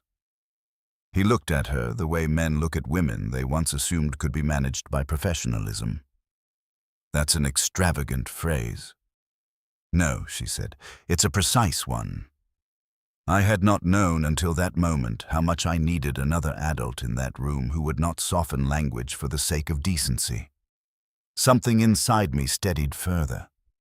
Ruth came a few minutes later, slower on the stairs, one hand on the banister. She paused in the doorway, as if to apologize for entering a private room, then saw Paul standing there and abandoned the apology completely. "I heard him through the den window," she said without preamble. "One night in October. Eleanor told him no more than once. You told her not to turn vigilance into theater." Paul turned his head slightly. "Mrs. Nolan overheard fragments from a neighboring property are hardly—" "Don't you Mrs. Nolan me, like I'm a committee member." Ruth stepped fully into the room. "I watched you use that voice on half this town, and it took me too long to realize you sounded most gentle when you were cornering somebody." Claire made a sound that might have been a breath-breaking. The room had become crowded now, but not chaotic. That mattered. This was not a mob. It was a pattern finally occupying enough bodies to withstand being renamed. The bed held the paper trail. The tape recorder sat on the dresser. The wall stood open. The clock ticked on the nightstand. Eleanor's room had become, not by design but by earned necessity, the only courtroom I believed in. Paul saw it too. I could tell because he made one last attempt to relocate the moral center. "Tom," he said. And there was the old warmth again, stripped down and weaponized. "Whatever grievances are being revived tonight, this is still your daughter, your son, your wife's memory. You can still choose not to let pain become spectacle." I looked at him for a long time. Then I said, "That sentence is the whole of you." He blinked once. "You are still trying to make the cost of truth sound more dangerous than the thing itself. You are still calling exposure theater because theater is easier to condemn than control. You are still asking me to preserve comfort and call it love." I stepped closer, not enough to threaten, only enough that he had to hear me without the cushion of the room. "My wife was dying, and she still understood you more clearly than I did. My daughter was a child, and she still understood you more clearly than I did. You built your safety here on the belief that I would go on softening everything into something survivable. I'm done." He opened his mouth. "Don't," I said. There must have been something in my face then that I had never shown him before, because he did stop. I picked up the second tape. "I have not played all of this," I said to the room, "but I have heard enough. We are going to hear one piece together." Claire drew in a breath. Daniel looked at her. She gave one small nod. I inserted the tape and pressed play. Static first. Then Eleanor's voice, thinner than on the first cassette, more tired, but unmistakably herself. If I am quieter with Tom now, it is because I need the right sentence before I lose it. Paul says Claire catastrophizes. Paul says I'm combining years that don't belong together. Paul says illness makes Patton feel larger than it is. The difficulty is that his explanations always arrive faster than everyone else's questions. The tape hissed, a pause. Then, Eleanor again. I don't want him alone with Claire. That line entered the room differently this time because it did not belong only to me anymore. Claire closed her eyes but did not look down. Daniel's jaw tightened. Ruth put a hand over her mouth. Marlene sat absolutely still. Then Eleanor's voice dropped lower, hurried, as if someone had entered the hall or she had heard a step. I heard him in the den telling Tom I was too tired to know which parts mattered. The tape crackled, and Tom thanked him. The room disappeared. Not literally. I saw every object in it with brutal clarity. The bedspread, the cracked paint edge. Paul's profile gone sharp and bloodless, but for one endless second everything stood behind the single awful fact of that sentence. I heard myself say, "When?" No one answered, because no one could. The tape went on. I do not think Tom understands that gratitude can be used like a hand over a mouth. Then a scrape, a rustle, the abrupt cut of a recording stopped too quickly. No one moved. I did not remember sitting down, but suddenly I was on the edge of the bed with my hands braced on either side of me, not because I might faint, but because if I remained standing, I might become something I would not trust. Eleanor had heard him in the den telling me she was too tired to know which parts mattered, and I had thanked him. Memory answered at once. The night rose out of the years complete and hideous. October. Rain. Eleanor upstairs after a rough infusion week. Me in the den with Paul because I had asked whether he thought I was pressing her too hard to eat. He said with his careful, grave kindness, "Tom, she's exhausted. At this point you may have to distinguish between what matters and what feels urgent to her in the moment." I had stood there tired enough to be grateful for hierarchy and said, "Thank you." I needed someone to say that. Upstairs she had heard. The shame of that did not burn. It hollowed. Claire said my name softly. I lifted a hand, and she stopped. Not because I did not want her near me. Because there are moments in a man's life when being comforted too quickly would feel like theft. Across from me, Paul did not speak. The mask had not shattered theatrically. It had failed by exposure. The room no longer accepted his categories. Concern no longer sounded clean. Interpretation no longer sounded neutral. Calm no longer sounded humane. His greatest tool had been the family's willingness to experience him as an improvement on conflict. That tool was dead. Daniel was the one who spoke next. And when he did, his voice had changed. Less son. More man who knew exactly what procedural language could and could not do and intended to use it without hiding behind it. "I'm making copies of everything tonight," he said. "Digital scans, physical duplicates, chain of custody on the originals if necessary. Marlene's notes are going to be formally memorialized. Ruth's statement too. Claire gets to decide what portion of her account she wants attached and when. The church receives the draft letter, the volunteer logs, and an explanatory chronology tomorrow morning. The licensing board receives the counseling-related materials and an affidavit regarding off-record intervention. If St. Luke's wants to protect itself by pretending this is all too old to matter, they can do that with their own names on paper." Paul finally found his voice. "You have no idea what you're implying." Daniel looked at him. "I do. More importantly, so do you. This is slander assembled out of grief and retrospective distortion." "No," Marlene said. "It's documentation assembled out of your long habit of mistaking people's reluctance for permission," Ruth added with a dryness I had always liked in easier years. "And if you're about to say this will hurt the church more than it hurts you, save your breath." Institutions are sturdier than the women they fail. Paul's gaze moved from one face to another, and finding nowhere to settle, returned to me. Tom. I stood up. He must have expected even then, even after everything, some final accommodation, some version of age-old male courtesy in which I would walk him downstairs, let him keep his coat, suggest we all think overnight, name no one, preserve one last layers of his dignity because I am a decent man and he counted on that. Instead, I said, "Get your coat and leave my house." His eyes narrowed. "You're making a terrible mistake." "No," I said. "I made it years ago." He looked at Claire. "You will regret this being your strongest memory." Claire lifted her chin. "No. I regret how many of my memories you were allowed to explain." He turned then to Daniel. "You know better than this." Daniel's mouth did not move. "That's exactly the problem." Paul took one step toward the door, stopped, looked back at me one last time. For a second, I saw something naked there at last. Not remorse, not fear in its cleanest sense, but offense. Offense that the arrangement had failed him, that we had become more trouble than our own manners should have allowed. That was the full collapse of him. Not a confession, not a rant. A man deprived of interpretive control and left with nothing humane behind it. "Eleanor was very ill," he said. I answered, "And still braver than you." He left. No one followed him down. We heard his steps on the stairs measured no longer, the hall tree creak as his coat came off the hook, the front door open, close. Then the sound of his car on wet gravel diminishing.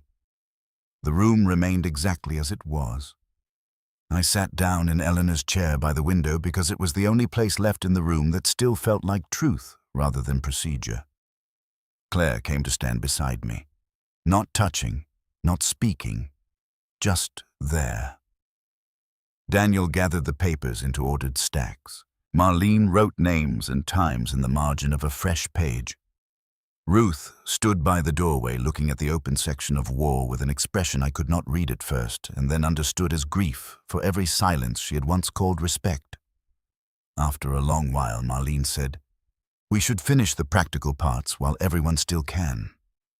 She was right. So we did. The next hours were not dramatic. They were better than dramatic. They were exact.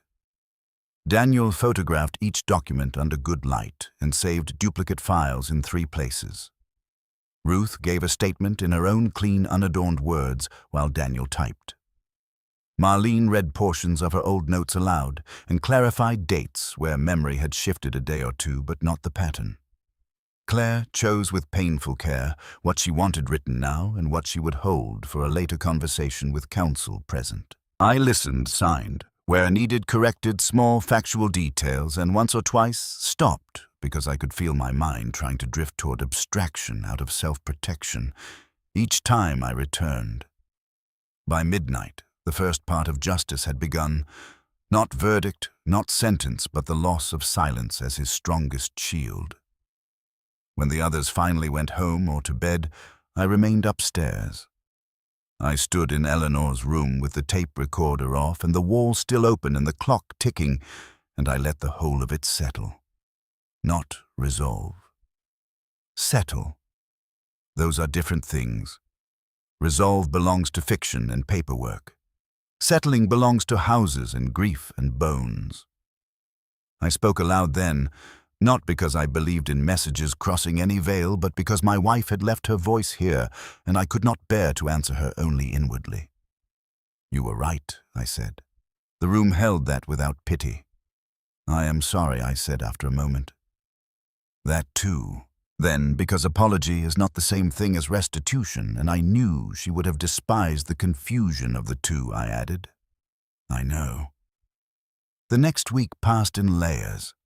St. Luke's did what institutions always do. First, it expressed sorrow, requested discretion, asked for careful handling, implied deep concern, and looked around for a version of events that would protect both dignity and structure. Daniel denied them the luxury of vagueness. Marlene denied them the luxury of calling everything impressionistic. Ruth denied them the luxury of pretending respectable people had seen nothing. Claire, by choosing her own pace but not backing away, denied them the luxury of positioning her as either hysterical or healed. And I, when asked by two elder board members whether perhaps this could remain a private family reckoning, said no in a voice so level that they stopped trying. The licensing complaint moved more slowly. Old cases do. Dead witnesses complicate. Language fails where culture has already done most of the damage. I will not insult the truth by claiming swift institutional justice where there was only partial and grinding accountability. There were interviews, reviews, records requested. Paul resigned from 3 volunteer roles before the church could formally suspend him. People who had praised his steadiness began in low voices to revise their memories of him. Some did so honestly, some did so opportunistically. I had no interest in sorting those categories by then. The important thing was that his name no longer moved untouched through rooms. The more private justice came first. Claire came to the house twice that week without Evan. The second time, she brought paint swatches for the wall and then halfway through comparing them in the bedroom light, sat down on the floor with her back against the bed and cried for the first time in front of me about any of it. Not prettily, not cleanly, with her face in both hands and fury braided into the grief. I hated how much I sounded like him in my own head, she said. I sat down on the floor beside her knees, protesting, and answered with the only thing I had left to give her that was not belated explanation. I know. She laughed through the tears. No, you don't. No, I said. Not fully, but I know enough not to explain you anymore. That mattered. I could feel that it did. Daniel, for his part, became gentler in the house and harder everywhere else. I watched him on the phone with the board, with counsel, with a former colleague who knew regulatory procedure and understood that competence can become moral courage when shame finally chooses a direction. Once in the kitchen after midnight, he said, I keep thinking about every time I told Claire to be specific. He did not ask forgiveness. I respected him for that. You are young, I said. He shook his head. Not enough. No, I said. Not enough. We did not soften it further. A week and a half later, Steve came back to repair the wall. I had considered doing it myself, then rejected the impulse. Some work belongs to your own hands because it is grief. Some belongs to skilled labor because pretending otherwise is vanity. Steve asked no questions beyond whether the interior cavity had revealed any other damage. I said yes, but not structural damage of the sort he meant. He nodded as if he understood enough about houses not to trespass on men's metaphors. While he worked, Claire stood in the hall, holding the folded old paint tops and watching the dust rise in small pale clouds. Daniel was on a call downstairs. I stayed in the room. Not to supervise. To witness the house taking back its shape without losing the truth of what had once lived inside it. When the patching was done and the paint had dried, the wall looked plain. More plain than before, perhaps. No sacred mystery now, no hidden use. Just a repaired section above the baseboard in a room that had stopped being a museum. That was when we made the second reclamation. The robe came off the hook, not because I stopped loving the sight of it, because Eleanor had not asked to become a fixed atmosphere. The silver-backed brush went into the top drawer. The hospital folder went to Daniel for formal archiving. Claire took the broken school lanyard and the charm from an old necklace that had been tucked in one of the cloth bundles, holding both as if testing whether the objects still belonged to her, now that the language around them had changed. The chair by the window stayed where it was. So did the lamp. So did the clock. The clock was the only thing I put back myself. It happened on a clear morning nearly 3 weeks after the night Paul came upstairs. The paint smell had faded from the room. The maple outside the window had begun tentatively to green at the tips. Claire was there because she had come early before picking Evan up from school, and we had spent half an hour deciding which books from Eleanor's shelf would stay in the room and which would move downstairs where people might actually touch them again. I lifted the old bedside clock from the dresser where I had kept it while Steve worked. It felt lighter than I remembered and more honest. The missing back panel remained missing. I did not replace it. Some absences should not be disguised once named. Claire stood by the window with one hand on the curtain edge. "You sure?" "Yes." I set the clock down on the nightstand. Not as concealment, not as shrine, not angled to hide anything, just there. Old, slightly uneven in its ticking, ordinary again in the way ordinary things become extraordinary only after they have served enough human purposes. Claire watched me for a moment, then crossed to the window and opened the curtains fully. Morning light entered the room without hesitation. It touched the patched wall, now plain and dry and perfectly visible. It touched the bedspread we had changed to a simpler white quilt 2 days earlier, because the ivory one had begun to feel like an attempt at preservation rather than rest. It had touched the chair, the lamp, the drawer fronts my hands. It touched the clock face where the minute hand moved in its small, steady effort across time that did not care finally what had once been hidden behind it. I stood there beside my daughter and let the room be changed, not healed. That word is too neat for houses, marriages, daughters, or old men who hear their wives too late. But changed in a direction I could live with. Claire said very softly, "It looks different." Yes. Better, I thought about that. Better than silence, yes. Better than ignorance, eventually. Better than the tidy, dead version of Eleanor I had preserved because it hurt less to love. But the room would never again be innocent, and perhaps it had never been. Honesty does not always beautify what it touches. "Truer," I said. She nodded. Downstairs, I could hear Daniel in the kitchen opening a cabinet, the dull clink of mugs. Somewhere outside, a lawnmower started 2 houses over, then stopped. The house around us did not feel watchful anymore. It felt lived in. That is not the same thing as safe, but it is close enough to begin again. I reached out and straightened the clock by habit.